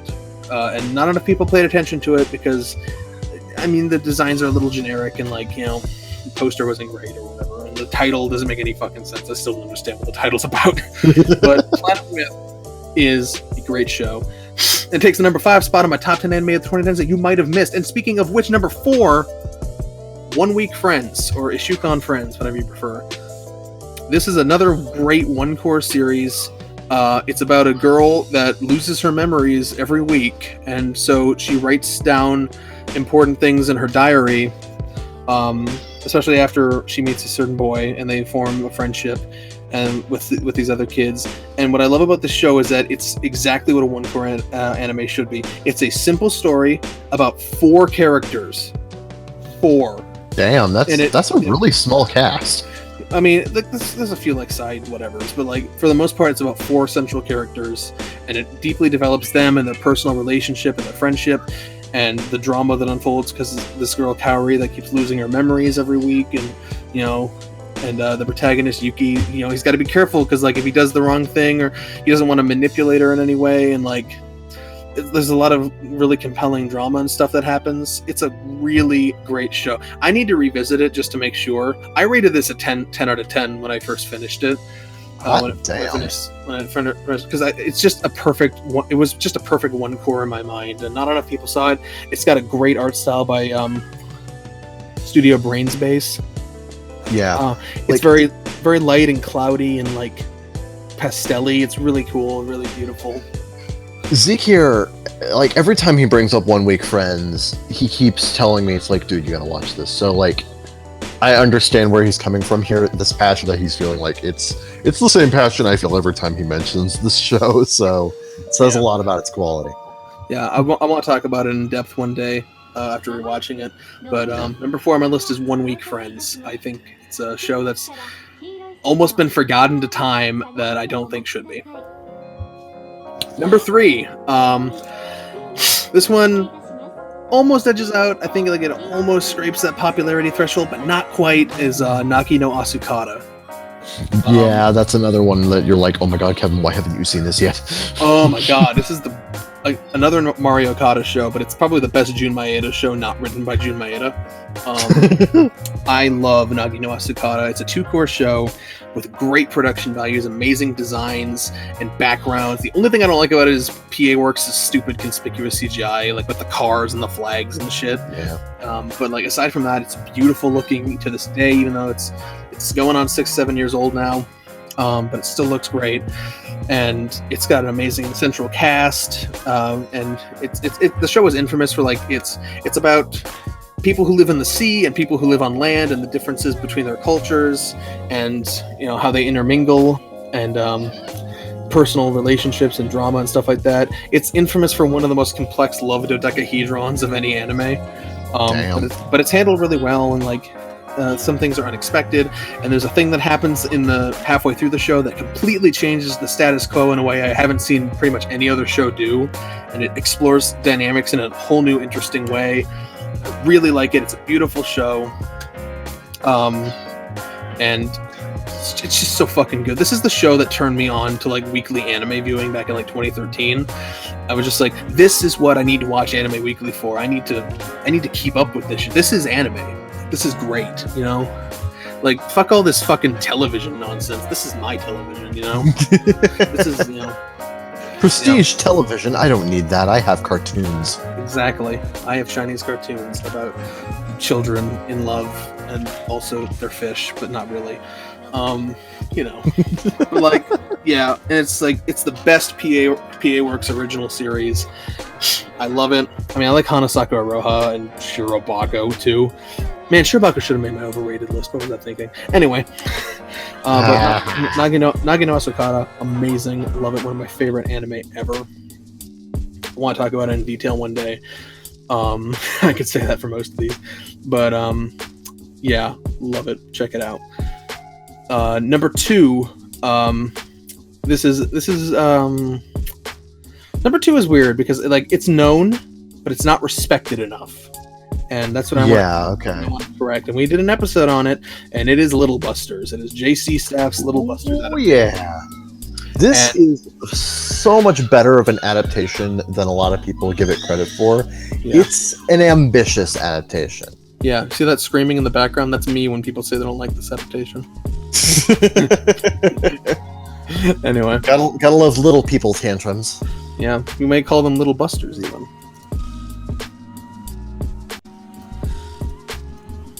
Can we cut that? No, I'm just gonna mute whenever I'm not talking. No, not that. I meant my joke. Oh yeah. Anyway, no, you can watch I didn't laugh at it because it wasn't funny. Yeah, I know. Anyway, you can watch our Little Busters episode for full in-depth thoughts, and I do have some issues with it, but overall it's a very solid adaptation, way better than people give it credit for, and I think Little Busters deserves more recognition for that. I think it's a really good show even on its own, and more people need to give it a chance. Just give it a chance! Also watch it for Cood. Cood is good. Yep. What about Little Busters? Did you give it a chance? Did you? I say to the anime community at large. And my number 1 out of my top 10 anime of the 2010s that you might have missed is Anyone Who Knows Me, again. And people in the know, they know, but I need to make the record straight. Shin Sakayori. Of course. Probably. Also, after you talk about Shin Sakayori, can we go on break? Sure. I have one more list, but we'll do it. Yeah, we'll do it in the third segment. Anyway, Shin Sakayori, great show, artistic. It does a lot with a little in terms of budget and whatnot. Great art style and the world it builds and just the themes it explores. It's not a super character-driven show, and I think that's what Kevin didn't like about it. Yeah, I was not in the right mindset for Shin Sakayori, so when I go back in, I need to kind of readjust my thinking for it. Yeah. Yeah, unlike a lot of the other shows I've talked about on this list, it's not a super character-driven show. They're fine. They carry the story well, in my opinion, but they're not the main focus. The focus is the society, the world, the themes, and those things it does exceptionally well. It's one of the most artistic anime of the decade. You know, when people talk about underrated anime, or people talk about what wasn't acknowledged, Shin Sakayori is the top of that list. You know, for a lot of people, because it is, you know, it's that it's kind of the art house anime of the decade in a way, based on a book that it was somewhat popular in Japan, but nobody here had ever heard of it. You know, it's like this anime should not exist, but it does.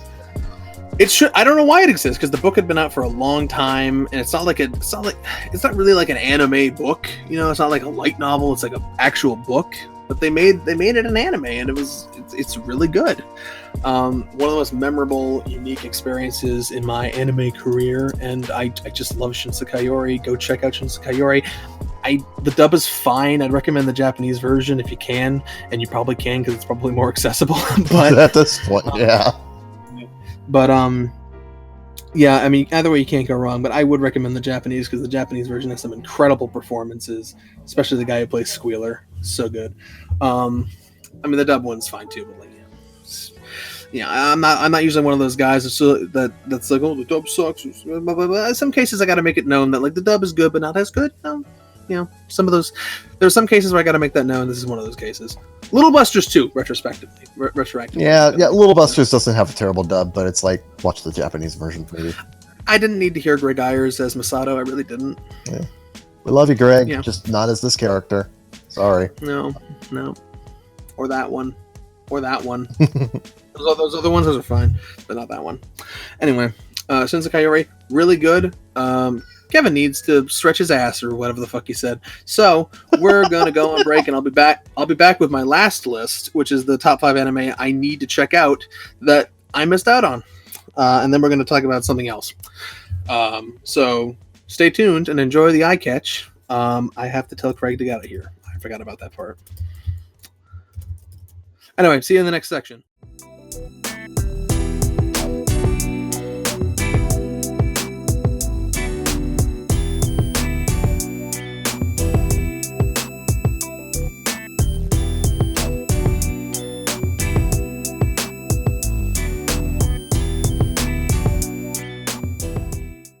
And welcome back to the chillest third segment of any podcast you've ever heard. Probably. And now we're going to finish up my menagerie of lists with my last list, which is the top 5 anime I still need to check out. I didn't see these. What the fuck's wrong with me? Yeah, what the fuck's wrong with you? I know. So let's go through the top 5 shows I still need to check out from the 2010s. At number 5, we have Golden Time. Yeah, that's one of those shows that, I haven't checked that one out either. Yeah. That one kind of got... I feel like that show's reputation actually got better after it aired. Yeah. Because while it was airing, a lot of people didn't really kind of feel it or didn't really get it. Mm-hmm. But after it aired, a lot of people went back, kind of gave the series once over and was like, that's a lot better than I thought it was the first time around. Wow, I wish people would do that more often with certain other shows. I know, right? Seriously. Yep. Hindsight is not 2020 in this this entire subculture fandom. Yeah. So it's by the same author of Toradora, and I really like Toradora, so maybe it'll be Taiga Best Girl. Yep. Number 4 that I haven't checked out is Oreimo. Oh boy. I feel like I'm missing a cultural touchstone. You kind of are. Yep. So many people are like, let's have arguments about Oreimo. I'm like, I don't know what we're arguing about, but yes. Oreimo, I can't really call it one of the best shows, but it's one of the most important shows of the decade. It's certainly one of the shows.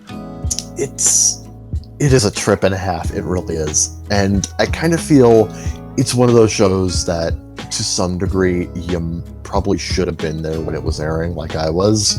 Yeah. Oreimo is a little weird because it was the first show I decided to watch weekly as it aired, which is a weird show to. It's a weird show to say. In a way, you got the whole experience. You got the train wreck. You got the fucking backlash. You got the pitchforks and the torches. You got the whole anime experience.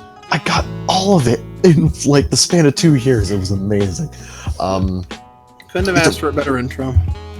It is a better show than a lot of people say it is. It's just, it really depends on how you view the second season, specifically the OVAs. Anyway, number 3 is one of those shows I probably should have seen when I was checking out the Sentai catalog, as it were. Around like 2014 or whatever, I was like, let's go back and check out the shit Sentai released in the last 5 years. And somehow I missed this one.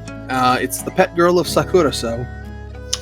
I think I had a friend on an old forum that did a fan sub of that one. That's another show that I need to check out too. It just kind of got lost in a shuffle of other shows at the time. Yeah, I was too busy watching memorable things like Heaven's Memo Pad. And also like another and Kokoro Connect. Actually, that one's not bad. Yeah. But yeah. Hell of a production issue behind the scenes of Kokoro Connect, but that's a story for another day. Yeah. Anyway, number 2. I was originally gonna put Spice and Wolf on this list, but that's from 2008. So, what are you gonna do? And I'm like, this one can't possibly make it. This number 2 one can't possibly be from the 2010s. Winter of 2010, bitch, barely made it. It counts. Huzzah! Number 2, Katana Gatari. Oh my god, yes. Oh my god, I agree so much. I'm super interested in watching Katana Gatari. Yeah, it's got like it has really good artwork. Yeah, it's artsy. It's got like hour-long episodes or some shit. Yeah, and like it's crazy. I've seen the artwork for the show. It's gorgeous. Like, yeah. it's another one of those anime where it's like nothing looks quite like it. Mm-hmm. And I really want to check it out, but it's just I haven't had the time. Yeah, I've been meaning to for years. Never bit the bullet. I don't think, is it licensed? I don't know. I think it's on. Isn't it on Crunchyroll? It might be. You know what? You know what? Let me bring it up on my phone and double check here. That is not Crunchyroll. That is YouTube. They don't have anime. They have clips of anime rendered at 60 FPS. Because why? Okay. No, Crunchyroll does not have it. It might not be licensed. Oh my god. Yeah, I think that might be why I never watched it. I don't think it was licensed. Well. Okay. Yar har, as they said in colonial Spain. Oh, it is licensed. It is licensed. Mm-hmm. It's just licensed by NIS America. Yep. So it's not licensed. Yeah, basically. Ain't streaming nowhere. The only show that they have kept in print is Cardcaptor Sakura. Yep. At least with stuff like Nagiasu and something else, I forget. Toradora. Yeah. They put they put them on streaming and stuff, but like, they kept them there. Yeah. But like, one day, Katana Gatari, one day after your license rescue. Yeah. And my number one top anime I still need to check out is, you've heard about it before, it's Made in Abyss. Why have you not watched this yet? I've been telling you to watch this for quite a while now. Why have you not watched it yet? Oh my god.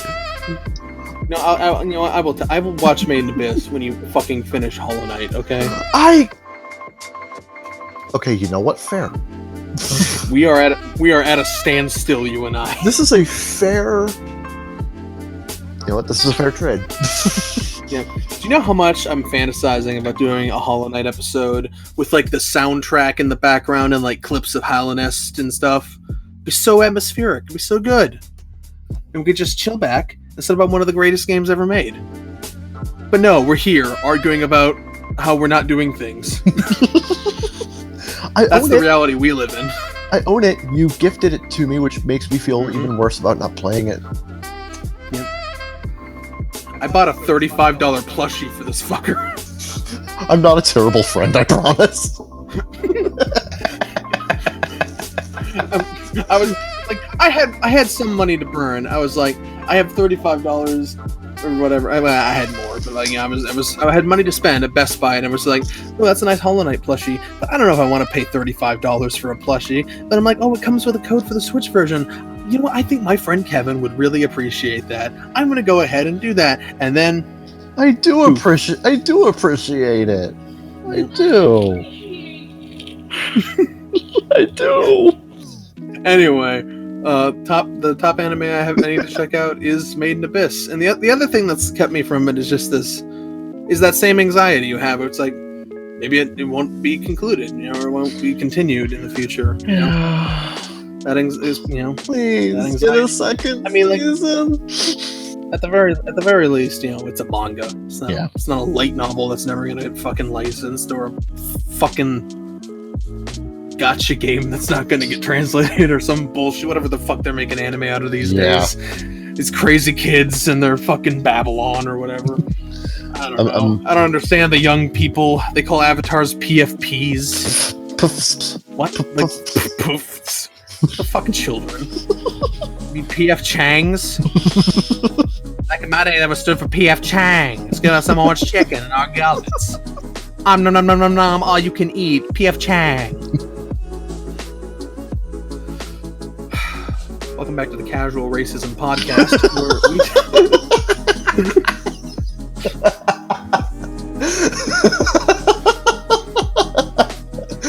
Okay. Yeah, we acknowledged it, so that makes it okay. Moving on. Nobody emailed us, so we're gonna go straight into a little mini topic I saw on Reddit earlier, and that's Chickadee China. They got some new shit they're banning. Oh boy! New Chinese government ban list just dropped. This is gonna change the meta of the game forever. Yeah, this is really going to change the Chinese anime streaming meta quite a bit, because the shit so there were two articles. I couldn't find the other one. One of them was listing a whole lot of anime that's banned, and it's like a lot of notable shit. But now they're banning even more things. As of 4 days ago, or 3, I forget how time zones work. This ban list does not target any specific anime, but it targets a lot of genres of anime. And so here is a list. It's extensive of all the things that China is now banning. Okay. And as usual, like the extent to which this is enforced, I don't know. I don't live there. I don't know. Are you gonna get a slap on the wrist? You're gonna get a fine? You're gonna get sent to the gulags? I don't know. Welcome back to the Casual Racism Podcast. Is it racist to say the Chinese government is not nice to its own populace? No, that's not racist. No, that's just fact. Yep. It's just true. Welcome back to the Facts and Logic podcast. So anyway, welcome back to the Free Hong Kong podcast. Yep. Here are the 17 genres they are now banning. Number 1, and this is super vague: school romance. What? Huh? No school romance. Didn't they play Your Name in China a few years ago and it did like ridiculously fucking well? Don't point out the Chinese government's inconsistencies. They hate when you do that. Almost. Number 2. Okay. Number two on a related note. No teacher-student romance. It's a big no-no now. I mean, okay, like. Banned. It's a little weird, but why are you banning it? Really? Like, really? Number 3, school brutality. No more school brutality. Well, Danganronpa wasn't coming over anyway, so. Number 4, protagonist with antisocial behaviors or mindsets, such as attempted murder or cheating on a boy or girlfriend. I like how they started with attempted murder and then went to cheating. Let's de-escalate afterwards. Yep. So yeah, no more complex characters. Number 5, morally incorrect behaviors with no reason, such as falling in love with your parents' murderer. This is the example they gave. What anime have you been watching? I really want to know what specific thing they're referencing here, because it's something. They have something very specific they're referencing, and I don't know what it is. I'm scared. I want to know. I'm sure it's great. All right. Number 6. No human mecha romance or human beast demon romance. Shit. You can no longer you can no longer fuck the robot. Oh man, that means no one in China can enjoy Transformers Kiss players. That's where they kiss the robots to make them do. That'd be funny if you were into Transformers. I am, and I still don't know what the fuck you're talking about. Oh gosh. You should have seen how fast the smile on my face turned to a frown. I'm like, what? Look, there's somebody out there who's gonna laugh at that. Kevin.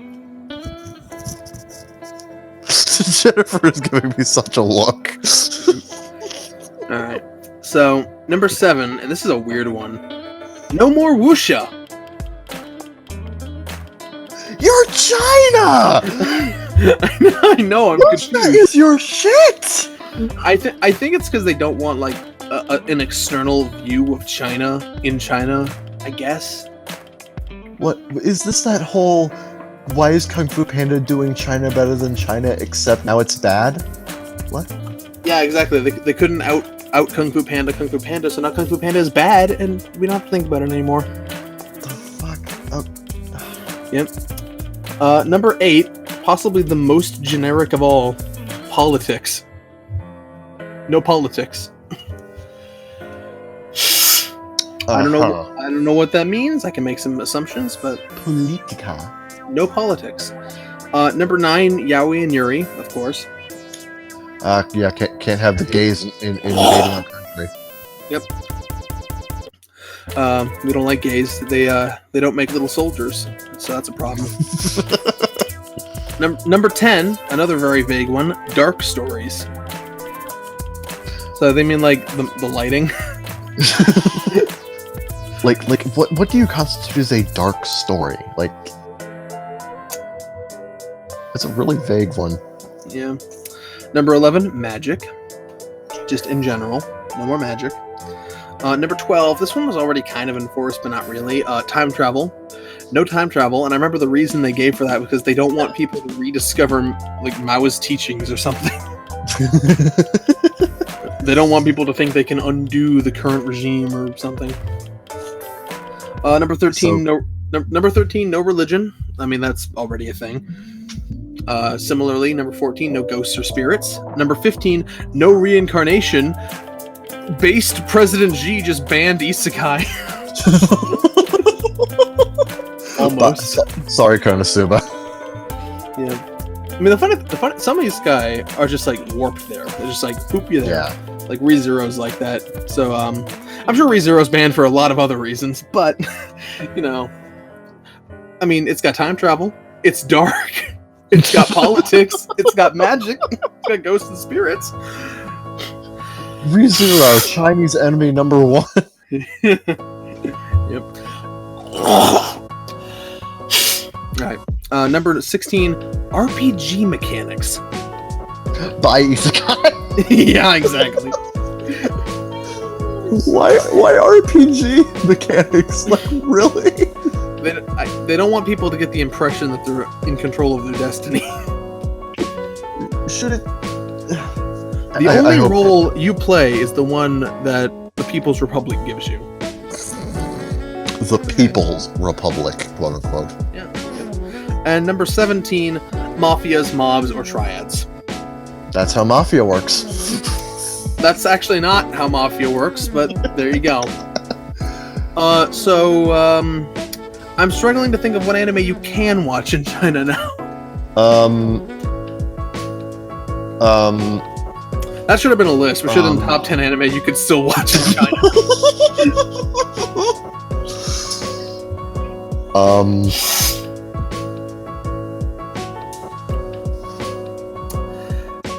I'm drawing a blank here.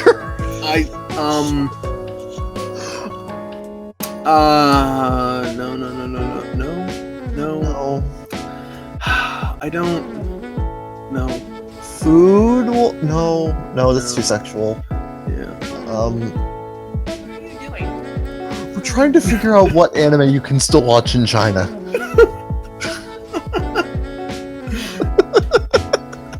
Restaurant to Another World. No, that's isekai. That's banned. Is it? Why? Magic is banned. I don't know. I don't. I mean, it'd probably be easier if you just banned media in general. I mean, why not at this point? Yeah, just have everyone watch... You know what? Just import all your shit from North Korea. You know, why don't you just make some fucking propaganda cartoons and just run those 24/7? Yeah. Yeah. Look at your good friends, North Korea. Why are we giving the Chinese government advice? I don't know. What was wrong with us? President Xi, do not interact. I hope it's made very clear that China is fucking scary. Yep. China is also weird and stupid and dumb and weird and stupid. Yep. We are just spreading awareness of as we look back at all the anime of this decade, we need to acknowledge that there are people in the world, a lot of people, that can't have it without risking very bad things. The freedom of American imports and, media laws and stuff makes us very accepting of many different cultures from around the world. And that's not the same for a lot of other cultures in a lot of other countries around the world, China especially. Yeah. So, like, be kind of grateful for the kind of stuff that you can actually check out, good or bad, or wizard barristers. I do not like wizard barristers, but I will defend to the death your right to watch it. Exactly, it's a good point. So, like, me and Zeke here go off and on about like great anime and great cartoons and all this amazing stories we can check out with such varied material that you can check out. You know, you can watch stuff that has like all this supernatural bullshit. You can watch stuff that's like deeply realistic. You can watch just the most outlandish, nonsensical, giant robot things you can possibly think of. China doesn't want you to have that. China doesn't want giant robots either. China does not want romance with giant robots. Or regular-sized robots. Or regular-sized robots. Or really romance at all, apparently. Oh shit, no one can watch Chobits. See, that got a laugh. Yep. So, just be aware of that, There's a lot of shitty anime out there, but it's nothing compared to shitty regimes. Yeah. Yeah. You know what's worse than bad anime? Government. Yeah, you know what? Yeah, you know what's worse than bad anime? The suffering of millions of people under a tyrannical regime. It's true. That's your moral lesson of the day, folks. Have some perspective. Can't say we're not wrong. Yep. No matter what you're dealing with in your life, all your troubles and tribulations and things that stress you out, just keep in mind, it can literally always be worse. Yay! I think that's a great note to end on, don't you? I believe so. Yep. Just as your audio quality goes to shit. Yay. Anyway, so this is the first episode of our big revival. We'd really like it if you tell us what you think of the new format and the show in general. If you have any topics you want, what? Before anyone says yes, I will have a better mic next time. Yep. This was a temporary measure, but if you have any questions or topic suggestions, drop us an email at bakagaijinshow@gmail.com. Alternatively, you can join our Discord server with a link below in the description. We always like new people there. We talk about a lot of different things. We got a waifu gacha bot. That's fun. We've been having fun. We can call it fun. And we'd always sometimes it's just not fun. Yep. We always like to talk about all the kinds of things we talk about on the show. We talk about on the Discord server and more. So please do give that a checking out. Like and subscribe to the channel if you want more podcasts and other videos and stuff. And just tell us what you think. Any closing words, Kevin? Smoke weed, fuck bitches, watch anime. I don't fucking know. You know what? That's pretty good. Fuck all that China shit we said. That's the real message of the day. Yeah. All right. Also, fuck the Chinese government. Yep. Fuck the Chinese government. Anime is great. Smoke weed every day. Take us out, Craig.